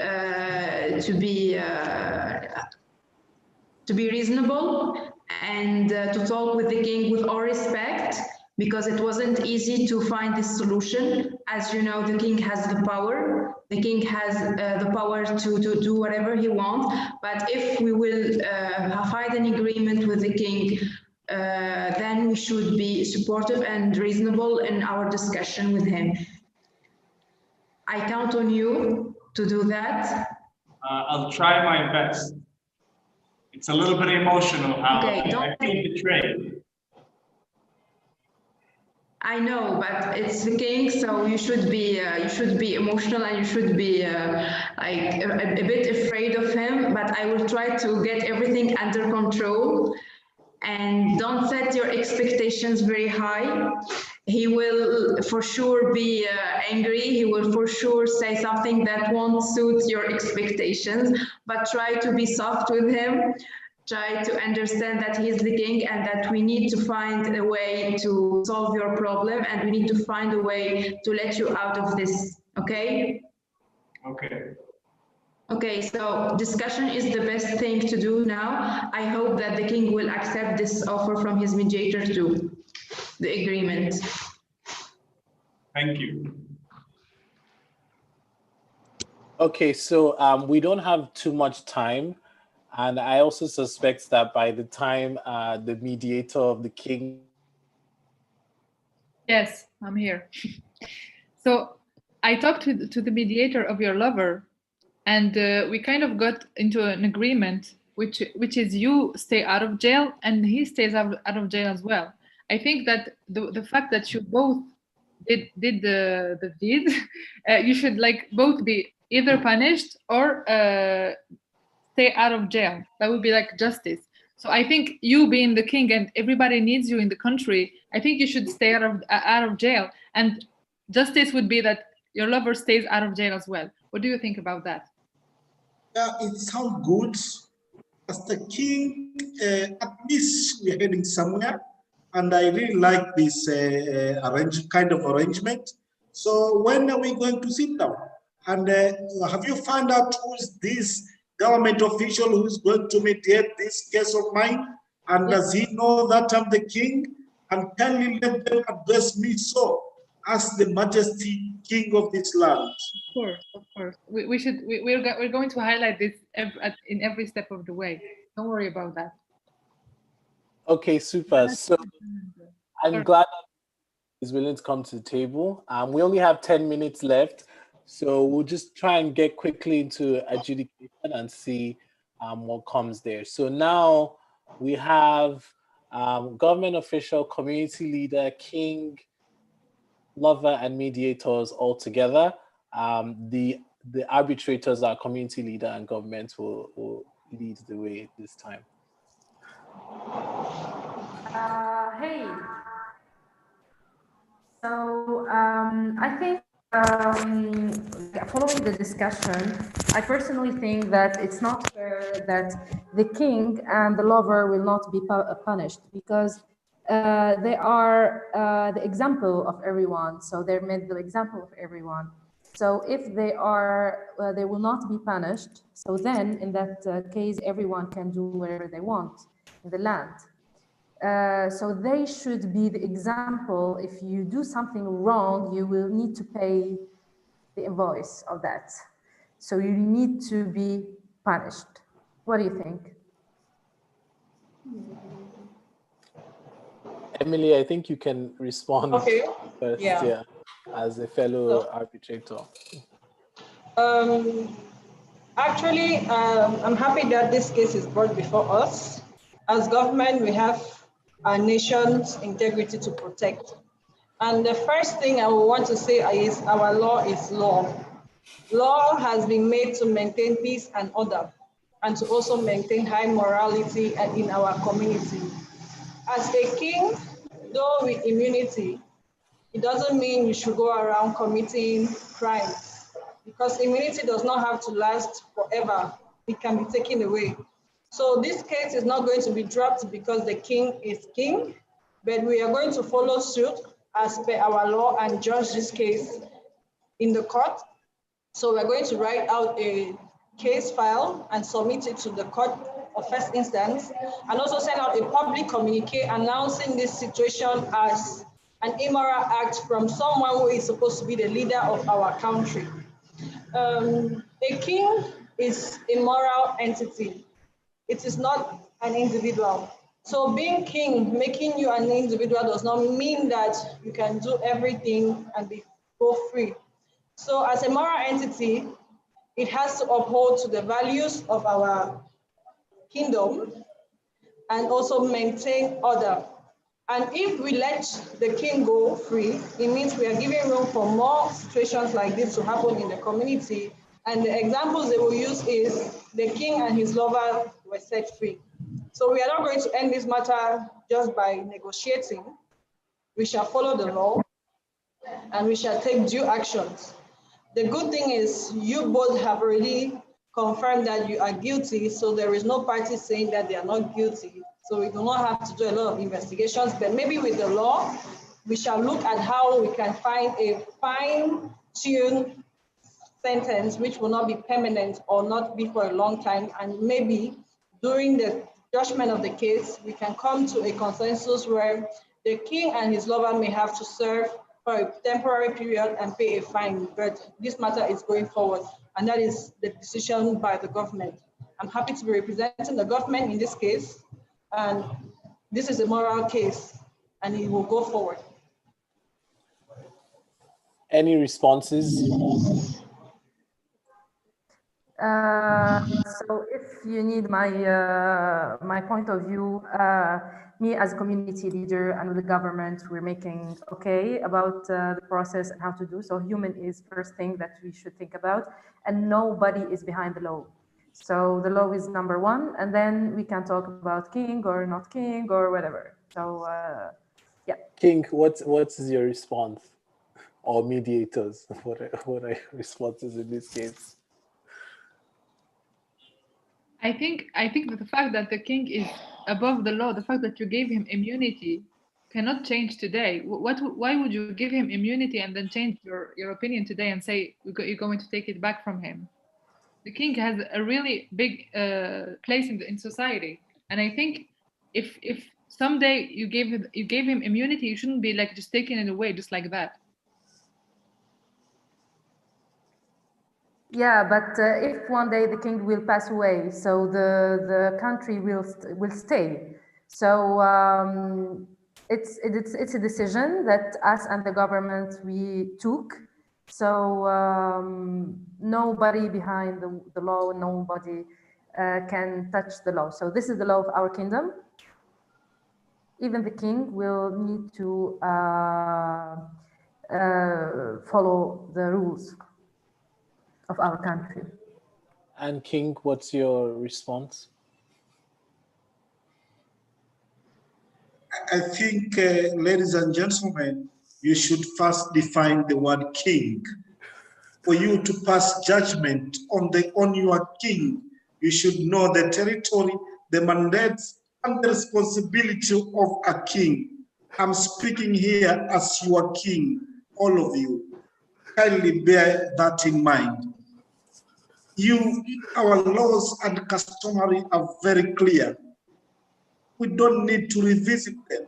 That the sitting king at any given time is above the law and is protected with full immunity.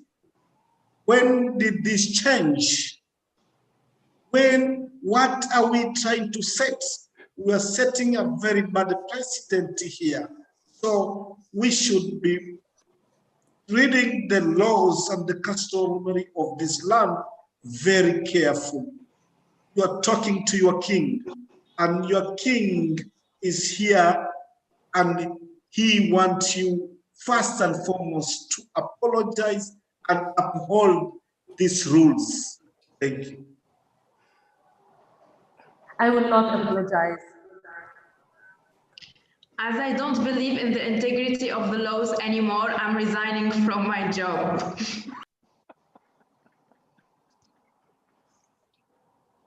And Lover, do you have anything to add? Yeah, I think if the government insists on applying the law, I demand that the king's trial takes place before my trial to set precedent. And if the government wants to show the people that the law is the law, they shouldn't go after the little guy, and they should just go straight to the king. And after that, I'm happy to accept the government's choice if the king is to be tried before me.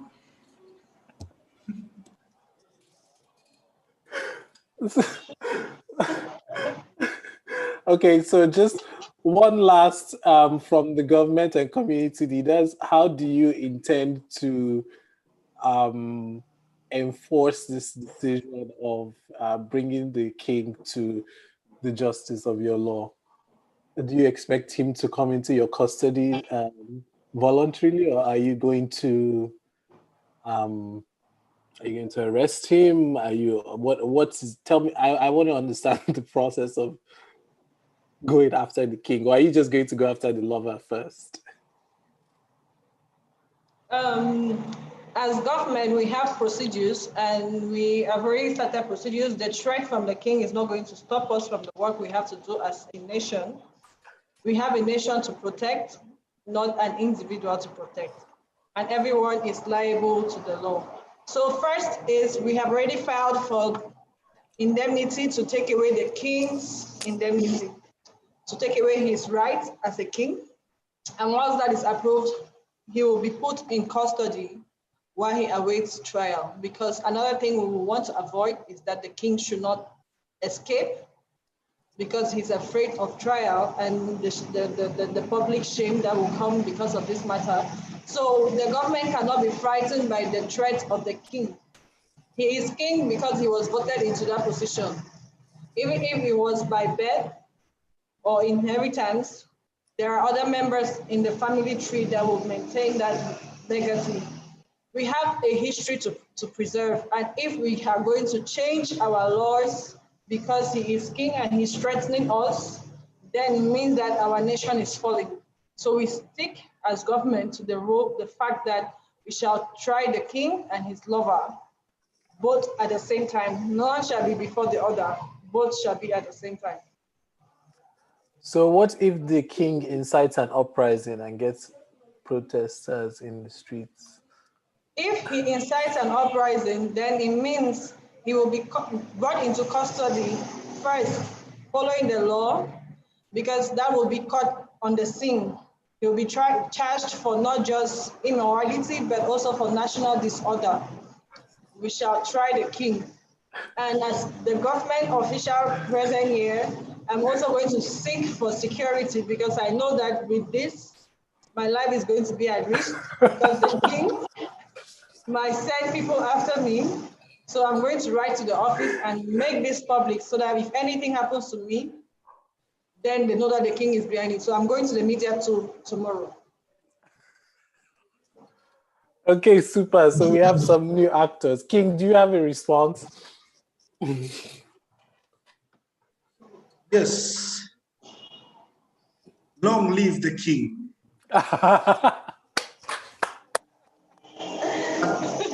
Okay. And believe me, it shall never and it will never be easy. It will be noisy and it will be hectic Believe me, I have full support of the kingdom. So first and foremost, I'll have to look and revisit those government officials who put them into this position. I think they're my rivals. So this is a scheme to bring down this kingdom. I will not allow this to happen under my watch. Okay, thank you guys. Thanks for, I think we're out of time. But as we can see in this scenario, in the adjudication stage, I think things kind of broke down because the government is sticking vehemently to its law. And quite in contrast from when the mediators were discussing, and trying to say, look, maybe the law should be revisited, or there can be some kind of this sets the stage for us to find fairness for humans, right? Like, I mean, if the king is immune to this law, then just like, for instance, his lover suggested, maybe the law can be changed. Maybe the king can influence the law being changed. Anyway, so, typically these simulations can go on for a long period of time. The key thing is just that conversations are happening. And the more we have these conversations, the more we start to arrive at what may be a solution to resolve the conflict. Before we wrap up, just anyone have any thoughts, any questions, anything to share from just this experience? Maybe someone who was observing have some thoughts. I guess I could talk a little bit. Just being the lover and being the person who is with the least amount of power in the whole dynamic was a little bit weird when I was trying to voice my opinions. I couldn't just be clear on what I want. I felt that there's always a disadvantage against me, which is just an interesting observation of the power dynamics of the simulation itself. Super. And many times that's how it is in a lot of societies, right? There are people who have no voices and no one to give them a voice. It's kind of interesting to be in their situation. I think part of what we were thinking as we developed this conflict resolution session is this idea that policy making sometimes tends to happen in isolation of the people that it affects. And so imagine yourself as a policymaker who's now taking on the role of like the least of the people and understanding to an extent, maybe through simulation, some of that feeling of powerlessness. So yeah, thanks for sharing that. Any other thoughts? Maybe one more before we wrap up? Yeah, I just have to say that it was kind of difficult to defend someone I don't believe in. But you were a great king, so thank you. Awesome. Yeah, and sometimes that's what it happens in policy making, right? Is that as a policy maker, you're not making a policy for just yourself. You're making a policy that affects so many different people, including people that you don't understand their perspective, you don't understand any of their backgrounds. And when you're kind of forced to play this role, for instance, in your case, where you're representing someone that you don't personally believe in, then there's an opportunity to kind of see things from their perspective or get a bit of an understanding that can bring context into your policy making. Okay. Thanks, guys. I'm so glad we could do this. I hope we have another opportunity to do it.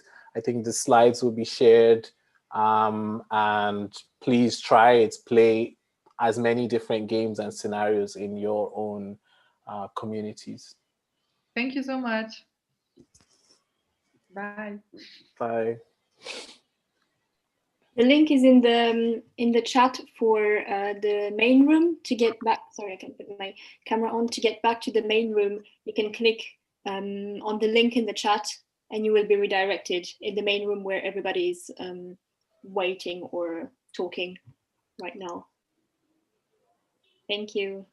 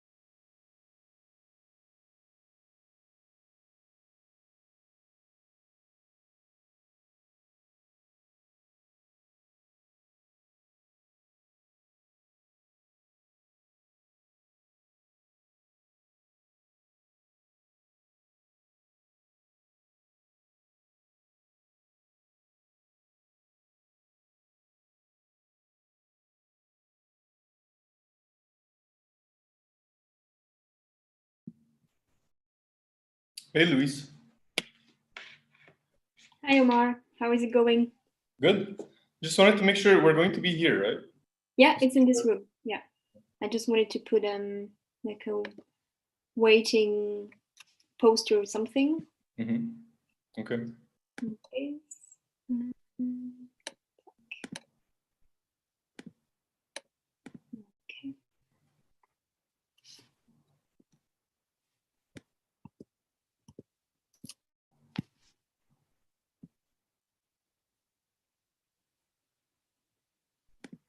Also, we're on standby for the next session here, right?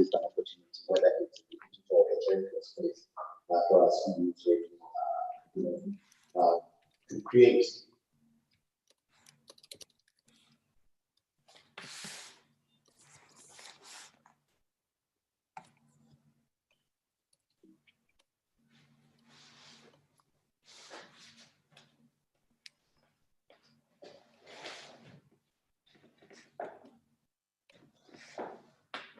Sorry, Boniface, did you say something? Yeah, I realize it's me and you here with Omar, so we're on standby for the next session, right? Yes, exactly. I'm staying here to make sure that I prepare the poll. Okay. Okay. And I hope people find their way in the room one. Yeah, I think they have, but this lady, she's still here, so I don't think she's seen the... Yeah, I shared a message with her. Actually, you shared it to the main chat, so I'm not sure she's seen it. Yeah, to me, it says also people in the waiting room. Ah, okay, okay, got So I it. hope she can see. Yeah, yeah.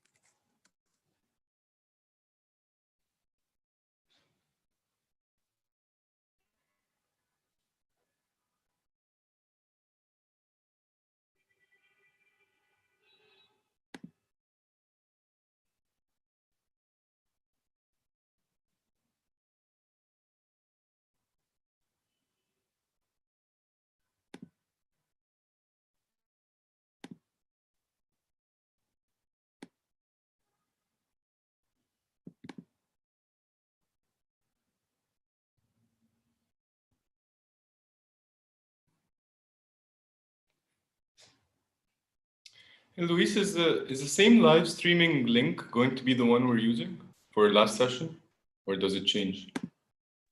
Yeah, it's going to be the same. Okay.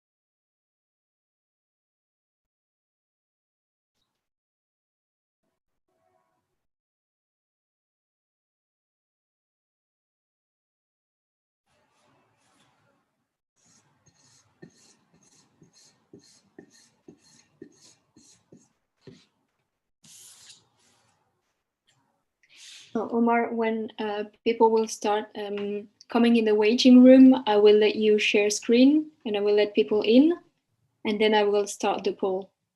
Okay.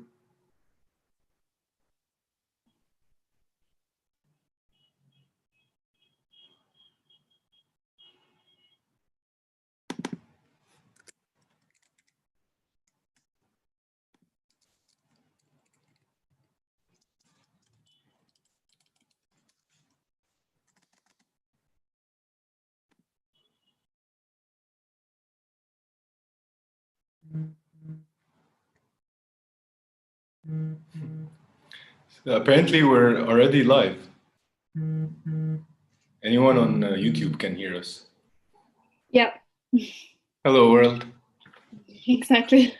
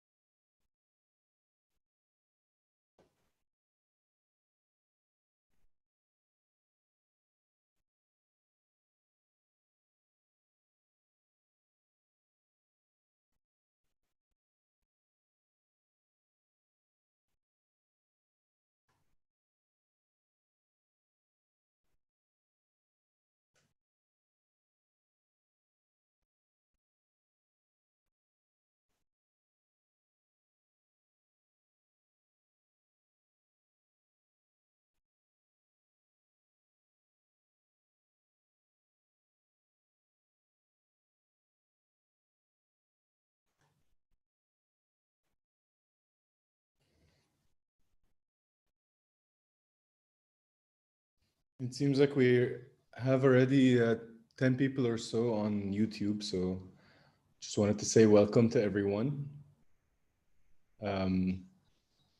People that I know on the YouTube are telling me that they can hear us, and it's okay. We are getting prepared for people to come back from the main room, and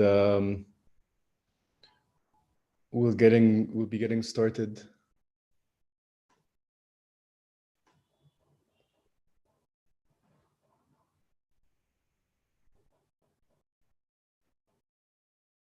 So this is one session of many in African Crossroads, which is a 2-day event. And today we're going to... How many other sessions are happening at the same time, Luis? 4 other sessions. 4, okay. And then tomorrow as well. And you get to hear about so many different things: technology, community, policy, art, and you listen to great music. So definitely check out African Crossroads or the African Crossroads website if you want to register for the whole thing. And I think we'll be ready to start shortly. How far away do you think we are, Luis? 2 minute left, and it should be going. Okay, cool.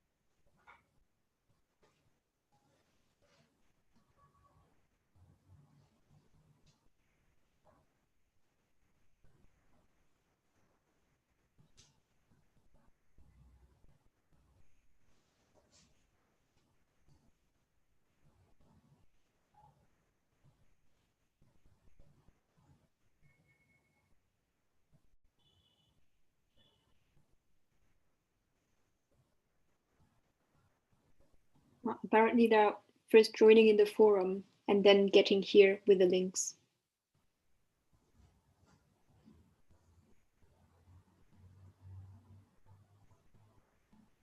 But I already have 3 people in the waiting room, so I can also let them in. Whatever you prefer. Yeah, I think maybe we just give it like 30 seconds if people are already joining, and we can have them come in and answer the poll and get started. Yeah. No, I'm ready to share my screen whenever.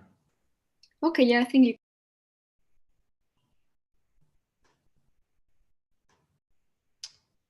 I just need privileges.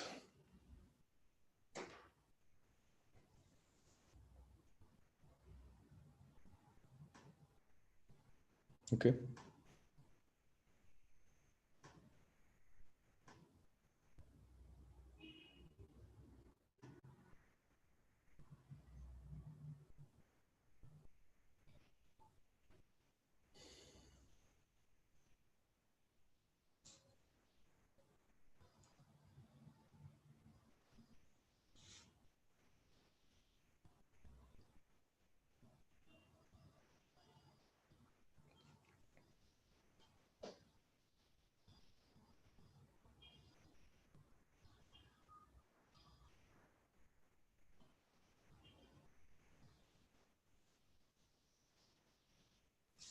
Okay, now you're a co-host, so you should be able to share.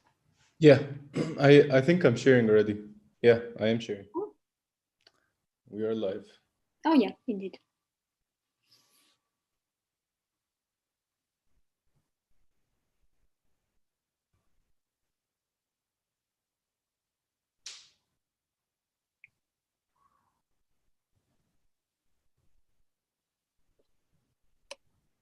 Okay, if you want, I have 3 people waiting, so I can either let them in, and you can say that we're waiting for people from the main room who will be joining in a couple of minutes.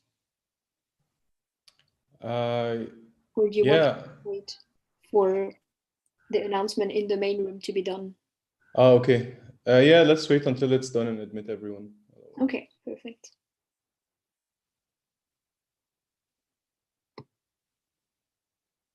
Well, how many people are in the main room now?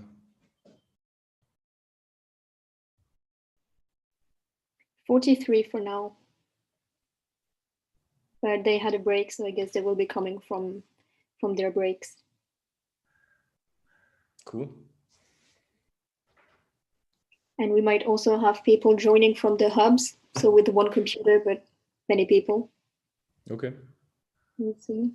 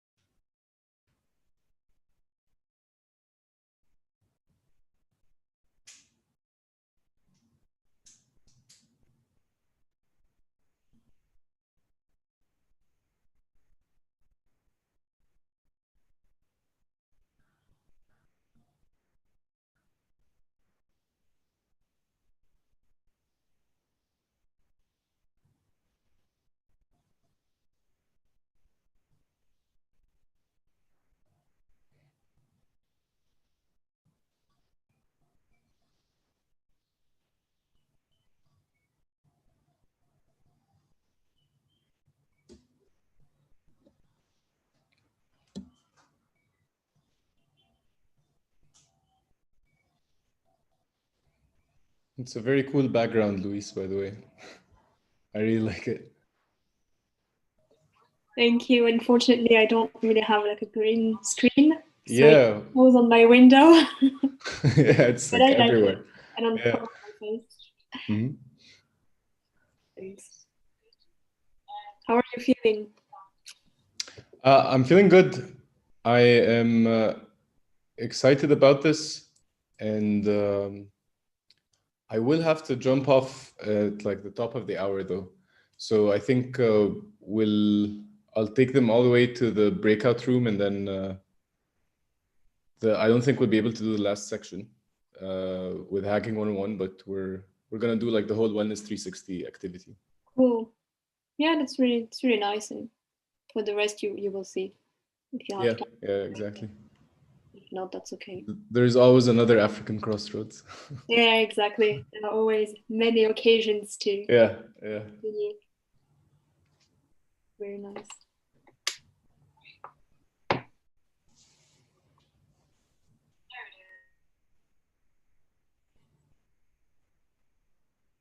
It seems like we're losing some of the people on YouTube, so I just want to reiterate to everyone joining on the live session that we're just waiting for people to join from the main room.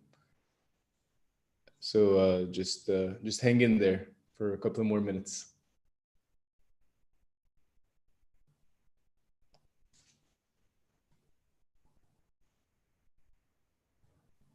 Okay, I think I can let people in.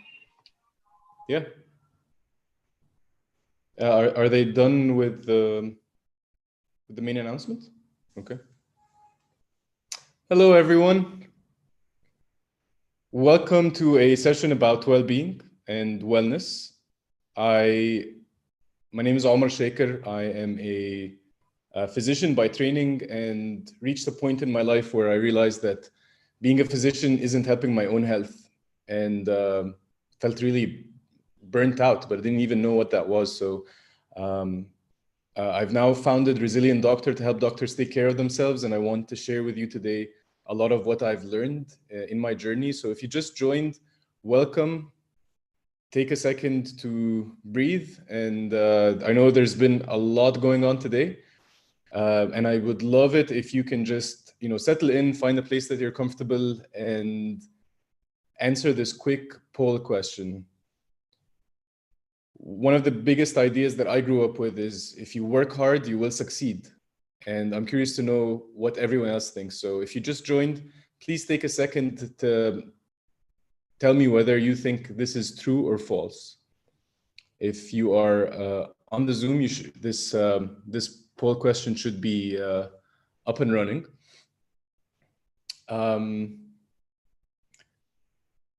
There's a lot that we can learn about our own wellness and well-being. And today, I'm going to try to scratch the surface in a meaningful way and give you some insight into your own wellness. And you're also going to get a chance to interact with someone else and help them figure out what is the first kind of action to take. One thing I want to tell you is that habits have to be simple. We all want to exercise, the New Year's coming up, we all have these resolutions. And what happens is that most people buy gym memberships in December, and then in the second or third week of January, you start seeing gym memberships. They're still being paid for, but the gyms themselves, all the treadmills and all the machines start being empty. And the reason is we frequently create a lot of excitement about how we're going to change our lives and how we're going to make our lives better. And how we're going to take care of ourselves. But frequently the expectation that we create is it's very hard for us to accomplish it. We create like big barriers for ourselves. So if I'm just sitting watching TV every day and I'm getting like zero activity. If my goal is to run a marathon in a week, you realize that can't happen. So it's all about baby steps. And today my goal is to help you be aware of what are the vital areas. There are 9 areas of your life that you should be thinking of at any moment. And I'll help you all create your own visual wellness 360 map so that you have like a blueprint about which areas in your life are your biggest support, which areas of your life that you can work on. And we're going to get vulnerable together, and we're going to help one another achieve these goals. So I'm going to entertain you here for 10 or 15 minutes about what these 9 areas are and what I've been finding when it comes to well-being and hard work and what is happening out in the world. And then we're going to go to a breakout room. If we have some time in the end, we might do what I call a habit hacking 101. But we're going to mostly be focused on the first 2. So I'll give you one last chance to answer the poll, but I think we can close it now. And the main idea I want to challenge today is the fact that we grow up with this idea of, work hard and you will succeed. I certainly have had it ingrained in my brain as a little kid, just wanting to work harder, and you don't have to look for it to know that it's not true. And I'm very happy with the results of the poll, which I did not expect, but 75% of you that answered it think that that's false. And I do agree. It's absolutely false, even though it's a very common thing to think about. And it's very simple, go on Instagram, go on Google, see all the successful people in the world. You'll see Oprah talking about her meditation habits. You'll see Steve Jobs talking about increasing choices. You'll see Richard Branson talking about his morning routine. That third person is the founder of Tumblr. He does not check his email, I think, before 11 a.m. or so. If you are someone that wakes up and opens their phone immediately and starts checking their email, you are giving some of the best brain juice that you have and some of the most pristine moments of your day to your employer or to your work, which is fine, but you usually want to make sure that you are in a good state before you do it, and successful people do that. So it's not just about working hard, it's about getting out of a cycle. And sadly, for most of us on planet Earth, it's not like that. We don't have this rigorous way of taking care of ourselves. We actually have guilt about taking care of ourselves. And so for most of us, especially this year, life looked a lot like this. Like we wake up, we go to our screens, we work, we don't even interact with human beings anymore. And the cycle is mostly driven by things like fear and guilt, rather than self-awareness and self-compassion, which is a big thing. And it took me a while to kind of get around this idea, but we start creating these thoughts about how our lives need to be while we're in that cycle. And these thoughts actually are very counterintuitive, because when I keep telling myself that I need to exercise, what the story that I'm reinforcing is that I'm not exercising enough, and therefore I'm not good enough. When I keep saying I wish I was a morning person, well, if my cortisol cycle right now is tapped into me sleeping at 3 in the morning and waking up at 12, I need to respect that. But instead what we do is we keep shaming ourselves for how we are right now. And that adds a lot of pain to the process, but also keeps us locked in this loop more and more as the shame develops. And that's a very interesting kind of correlation. And so it's all about baby steps, like I said. And when you stay in that cycle for a long time, what we've been finding now is this syndrome, they call it. And now it's officially a disease, a classifiable disease in Europe, and a collection of symptoms known as a syndrome in the US, which is called burnout. And burnout is rampant everywhere in the world. It doesn't matter where you're at. And it's not something that you can shake off in a weekend, I'll tell you that. Burnout is a medical condition that is very similar to depression. It's very similar to PTSD, and it can last for 2 years until you can actually properly recover. And when they look at the reasons behind burnout, it's usually the top reasons are not being overworked or working too much. It's more about you start feeling like you're a cog in the wheel. You start feeling that you don't have this autonomy, and you feel like you're not in control of where your career is taking you.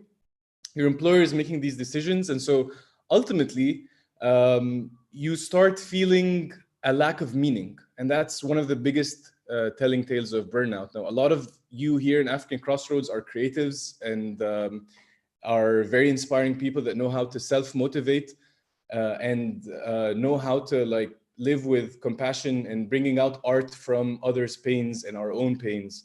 But I think it's our role to keep talking about this, to keep if you're creating music, if you're creating if you paint, if you write, try to be an inspiration to others and help them understand that this is like something of global proportions, and it's not just an emotional exhaustion. It's not just, oh, I work too hard, so I need to sleep for a couple of more hours. No, this is it's very similar to going to war. It's very similar to post-traumatic stress disorder. Scientists see that when you go to a job that and most people leave their jobs, by the way. Most people that reach that state want to leave their jobs, and then when they start seeing patterns that remind them of their old job, like the way their boss talks to them, for example, they start being avoidant to that. So it's exactly like what happens when someone goes through a really traumatic event. And so the bottom line here is that I want to challenge this idea that we grew up with, which is work hard and you will succeed, to really live well and you will succeed. Because that's really the point of it all, right? We all want to work and be successful so that we can live a better life. And that's the story that's been told to us. But what if I told you you can start now? And there's this option, or this whole idea of when I have money, I'm going to do such and such. But it's the theme of this whole year and this whole conference has been about resilience. And the way we can do that is by actually taking a look at our own selves. And that's what I'm going to help you do over the next 5 minutes or so. I'm going to help you create a visual for your own wellness. And I'm going to walk you through 9 different areas. Now, if you can follow this link, bit.ly/wellnessradar, I am going to walk you through each step of the 9 areas. And at the end, you're going to have an image that you can capture from this link. So if you go to the link, it should look like this.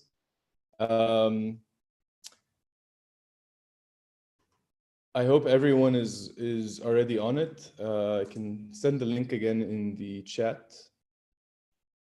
Yeah? Okay, it's already in the chat. Okay, so I'm going to walk you like step by step in this chart. So the first thing I want you to do is go to title and put your name in there. Okay. And then instead of item 1, you're going to put career. Okay, I'll just give you a second to do that.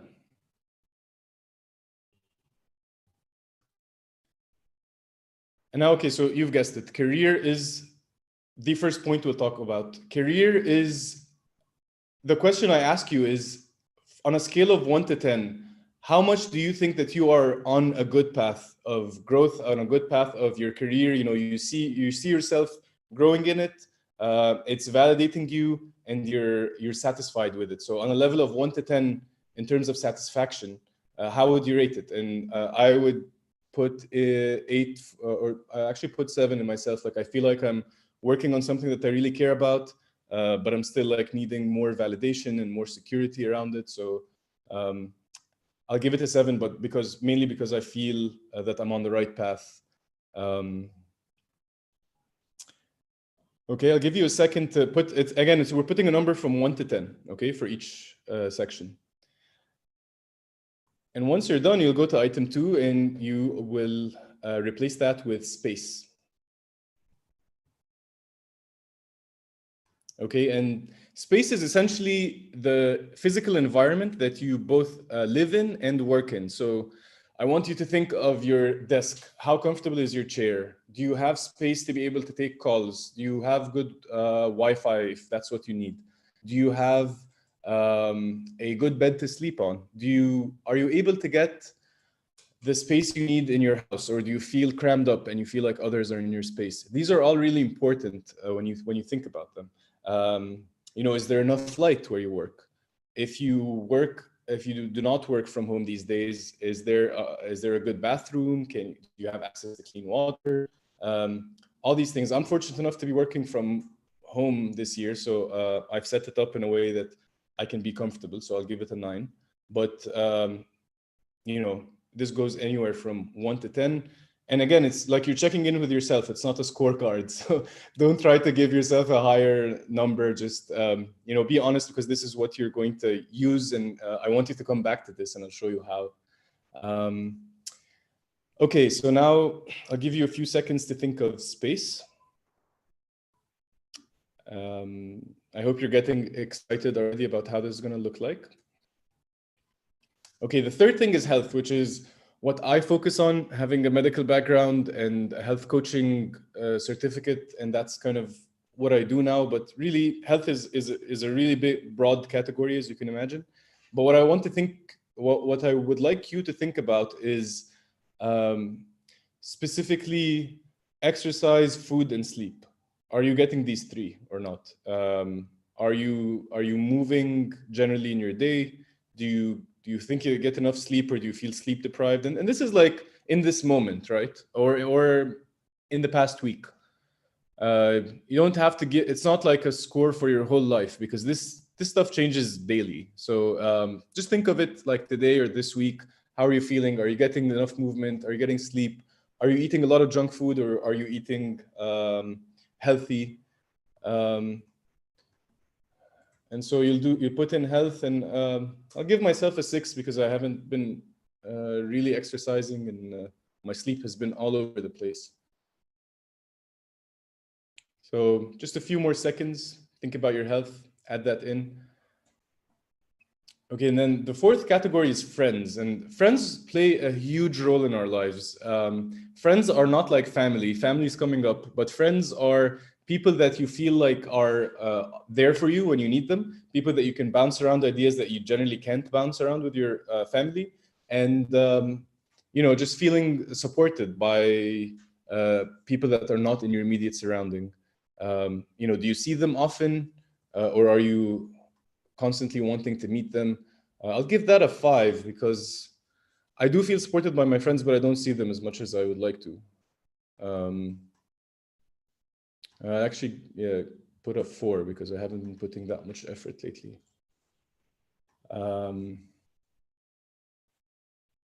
Okay, so we're halfway through. I hope you've got your numbers and that you can follow. Now the next category is going to be family. Family, what you should be thinking of is, you know, do you feel accepted by your family? Do you feel like they're there for you? Do you feel supported? Whatever it is that you ask of your family or need from them, are they giving that to you? Are they available for you? And are you being able to spend time with them so that you can, you know, get these things that you want from them and get that support? And you know, the holidays are coming up, so hopefully all of us are getting more and more family time. But family is a crucial piece in the puzzle, and if and having that support from them is crucial. And so I put family at the 5 myself, because again, I haven't been spending that much time with them, but I do feel supported. All right, now fun is really important. If you're not having fun, if you're not investing money and time in fun, you totally should, because this is a revitalizing energy. You know, what I love about African Crossroads is that there's a lot of that fun in the conference, right? We dance, we sing, we drink, we do a lot of things around just like, you know, panels and discussions and intellectual stuff. And fun is really key. So the question here is like, how much are you getting out of your way to have fun? Because you totally should be. And I'm sadly at the 4 because I've been very serious about my work lately, but I have a vacation planned out, which I hope I can get a lot of it from. I actually give it a 3 because I haven't been getting that fun, but fun is crucial. And you should be thinking about it. Okay, so like we're at 1, 2, 3, 4, 5, 6. Okay, we got 3 more items. Before I tell you what we're going to do with all these numbers, okay?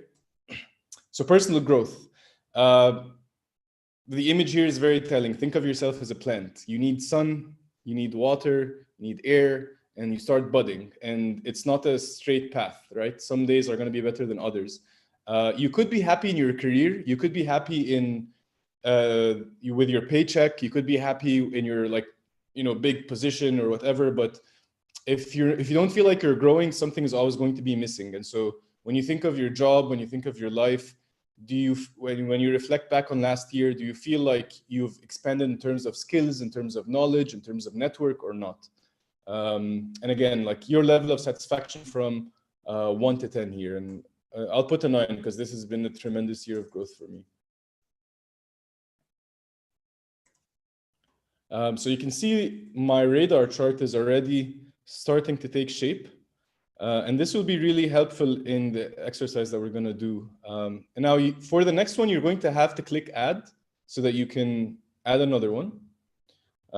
Actually, add another 2 right away. Okay, so number 8 is money. And money, what I'm asking you is not how much money you have. Although that is important, that does determine happiness in many ways, but we're talking about well-being. So it's really what I'm after is how much stress is money creating for you? Meaning that if you feel that you are worried about paying rent next month, for instance, that's very different from you are secure for the next 6 months or whatever, or have a very secure job. And when you're trying to get into the creative industry, or you're trying to create a lot, sometimes that's not a straightforward thing with money. And so you have to put that into consideration. On a scale of 1 to 10, how stressed are you about money? And that's a very subjective thing, but you got to think about it. So 1, if you're really stressed and money causes a lot of anxiety in your life, and 10 if you're feeling okay and like super secure. I'll give it a 5 myself because it's been a weird year for me.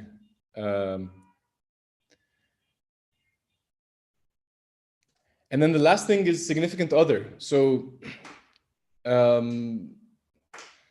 this could be either significant other or romance if there isn't that one other person. But essentially, are your needs being met by your partner? whether that's a partner that you live with or a partner that you're dating, or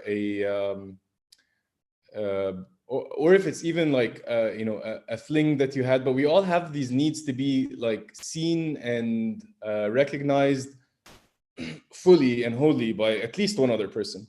And significant others play a huge role in your well-being and your support. And so at the end of the day, how would you rank it from 1 to 10? If you're not with someone else, how would you rank your romance in general, your romance needs? Like if you like going out, maybe that's been hard for you the past year.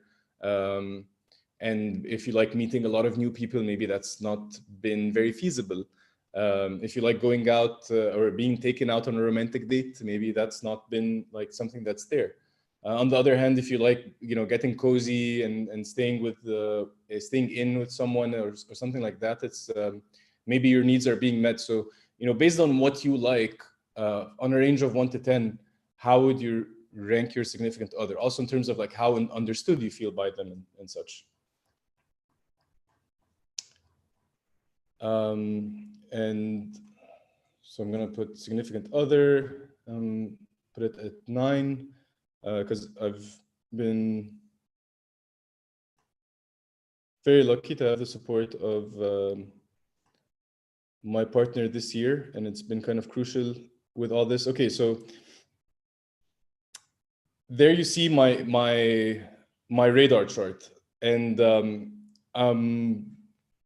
we're going to get you guys to go into breakout rooms next. And what I would like you to do is ask each other about these. So there are a few questions that we're going to send to you, but first I want to show you that if you use this thing, you can increase the size or decrease the size as much as you want. So, okay, I like it here. And then you can click create graph image, put your name in it, and then you have the picture for yourself. So you can use that to start a conversation with someone else. And what I want you to ask the person, so we're going to do, how many people are in the room now, Luis? We're 10? Okay, so we're going to do 5 breakout rooms. It's going to be one-on-one. And you are going to be, what you're going to do is you're going to ask the other person a question about what is working and what are you willing to improve. And then the last question is, what is one action that you can do immediately next week? Now, remember, the action needs to be simple. Again, like remember the marathon example and the person that is not exercising at all and wants to run a marathon, you need to make it like baby steps. So think of like this simplest thing that will make it doable for you, okay? So again, what is working on this radar chart? What is not working? And then finally, what is one action, like which area are you willing to take an action in? And this is again a vulnerable place to be able to talk about these things with everyone. So just use it as a tool to also get to know the other person, get to know their story, hold some space for them, reflect back any strengths that you see in them when they're talking, and then just make sure to give a space for the other person too. So we'll do it for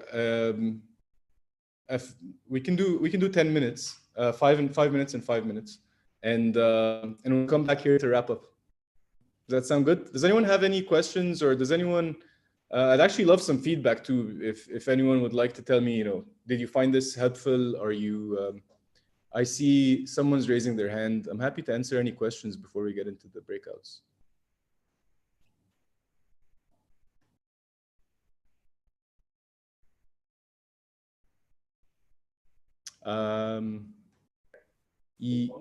Yes, Tino? Yeah, hi, Tino. Hey. Tino is the name. So I wanted to just ask you to repeat the questions because I kind of got lost. Yeah.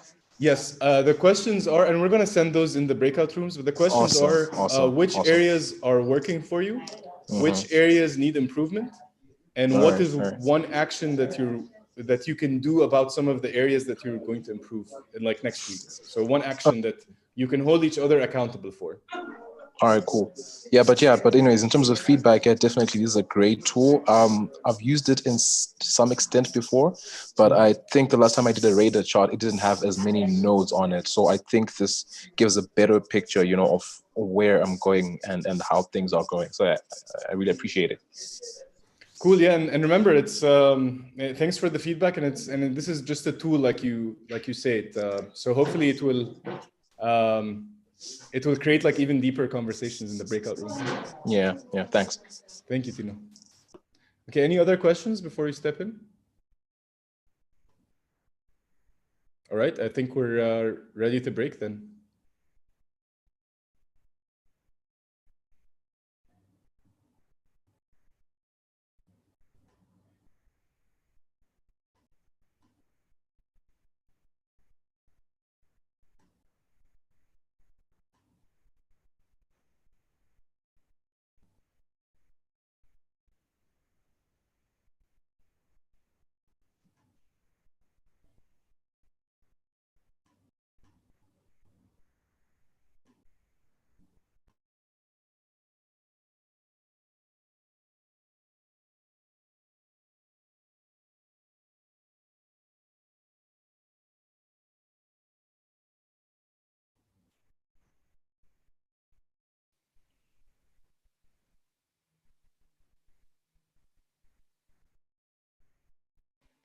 Nigel, are you still here? Or are you in a room? I'm trying to send him in a room, but...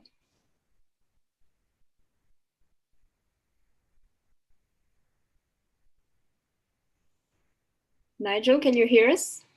Oh, okay. Now he's in room 1. Okay, yeah. I think we have lost people, so we have for now just 2 rooms, one with 3 people and one with 2 people. Oh, perfect. Okay. Yeah. More people are joining, and we can just brief them, and then put them in the room again. Okay. Yeah, that's cool. So maybe with 3 people, I'm just wondering, because I have this call at 4, and I don't want to like cut it short just to like officially wrap it up. So I'm okay if you want to wrap it up and just give them more time together instead. So now they have 10 minutes and they come back, and then is there another breakout room? No, that's it. Okay. No, that's okay. it. Yeah, then I can check the program and send them to another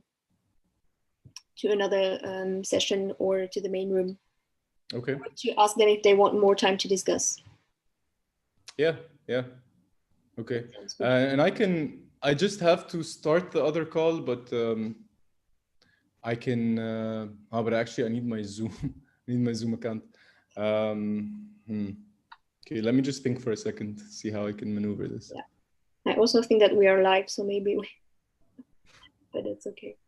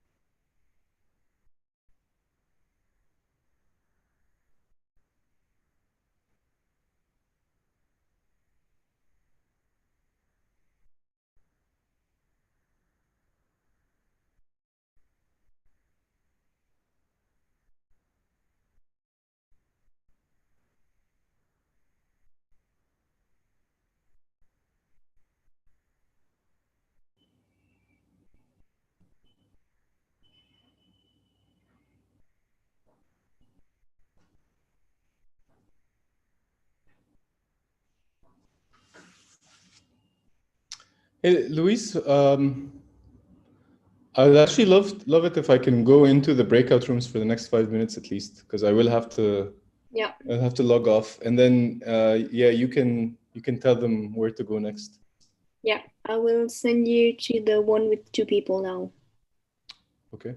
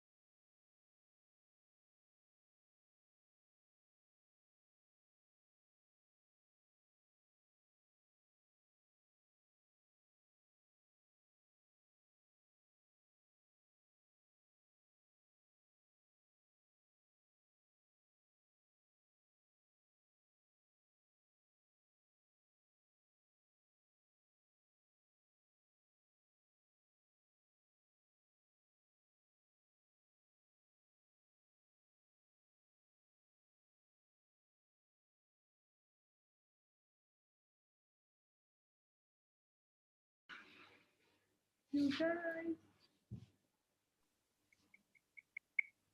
Hi everyone, I can see that you're back. I think some of you were with Omar in the session. He might have told you that he had another call that he needed to go to. But since how was your sessions?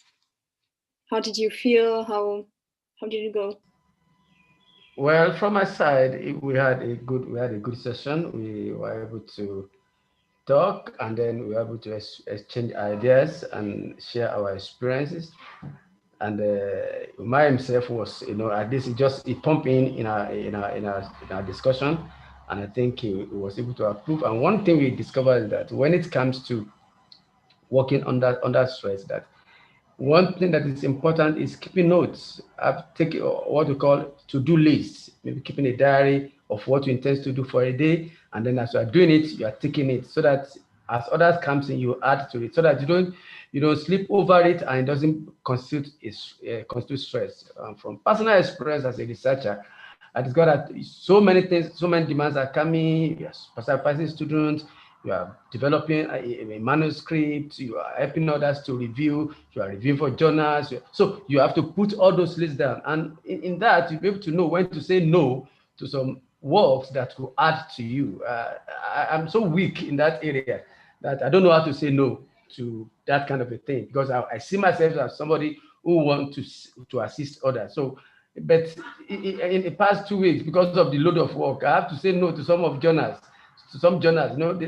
And one thing about the journals is that when you review for them, the moment you send a review report, they're gonna give you another one immediately, as if you are. So what I did was that I'll just keep quiet. I will ignore the emails, so I won't even respond to them at all. And I think I didn't do that before, but now I've learned how to do it because it's impinging more on my workload. And so I think we need to give ourselves. We give less time for our health. We give much time to our work, and we've known that hard work is not necessarily a function. It will not necessarily lead to success. Yes, we are, but we do it as if our life depends on it, whereas our life does not depend on it.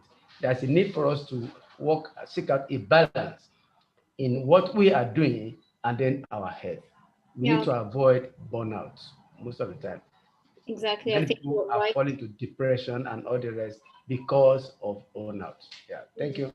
Yeah. Exactly. Thank you for sharing this. I think indeed what you raised with the difficulty to say no is something that is very common to many people. Is there anyone else who would like to share how it went in the session? Yeah. Okay. Hi guys. The name's Tino. So yeah, it went really, really well. I was with Tiziri, and yeah, we had a great conversation. And I think what I wanted to share was we're just going over the questions, and we're talking about the issue of which areas need attention, and we realized that our agreement was that we need to take attention to the things that affect us inward, because like when you make a change from the inside, it radiates outside. So we talked about the fact that I personally was like, I want to focus on the health, the friends, and the family, because how you are on the inside, how you are mentally will affect everything else. So it will affect how well you do your work. It will affect how much time you actually spend with your family and friends. It will affect what your relationship is with money, and how wise you are when you're making plans for your future, or even plans for today. Like looking at the to-do list that you guys were just mentioning right now. So yeah, that's just one of the things I wanted to just note. Yeah, that's a very good point, to focus on the inside so that you can then get better and project that in the outside. Yeah, very interesting. Anyone else? I see that we have some more people here in the room. Feel free to unmute your microphone, maybe also your camera as you want.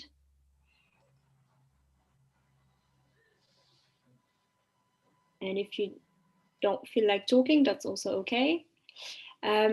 So for this session, we are good. Oh, Tiziri, did you want to say something? I see that you unmuted your camera, so. No, I just you said just unmute, and I just did it. I'm sorry. I think he just summed up everything we talked about. Tino just summed up everything we talked about. Okay, so you were together in the session. Okay, really nice. Well, yes, I'm apologizing on behalf of Omar, who had to go to another call, unfortunately also on Zoom. So Zoom is getting really busy these days. I am dropping here in the chat the link to the main room where we are all gathering. All the sessions are pretty much finishing now, or in a couple of minutes. So you can see the link in the chat and also the code that it usually asks you. So just, yeah, so we are done. This was the session. I will ask Omar to see if we can share his slides, if you want to go through them again and to have a look, to work on those different areas on your own, and maybe also involve people around you and share them. So thank you very much, everyone, for joining. Thank and you. Yeah, feel free to just click on the link in the chat and to go to the main room. Thank you. Yeah. And see you there.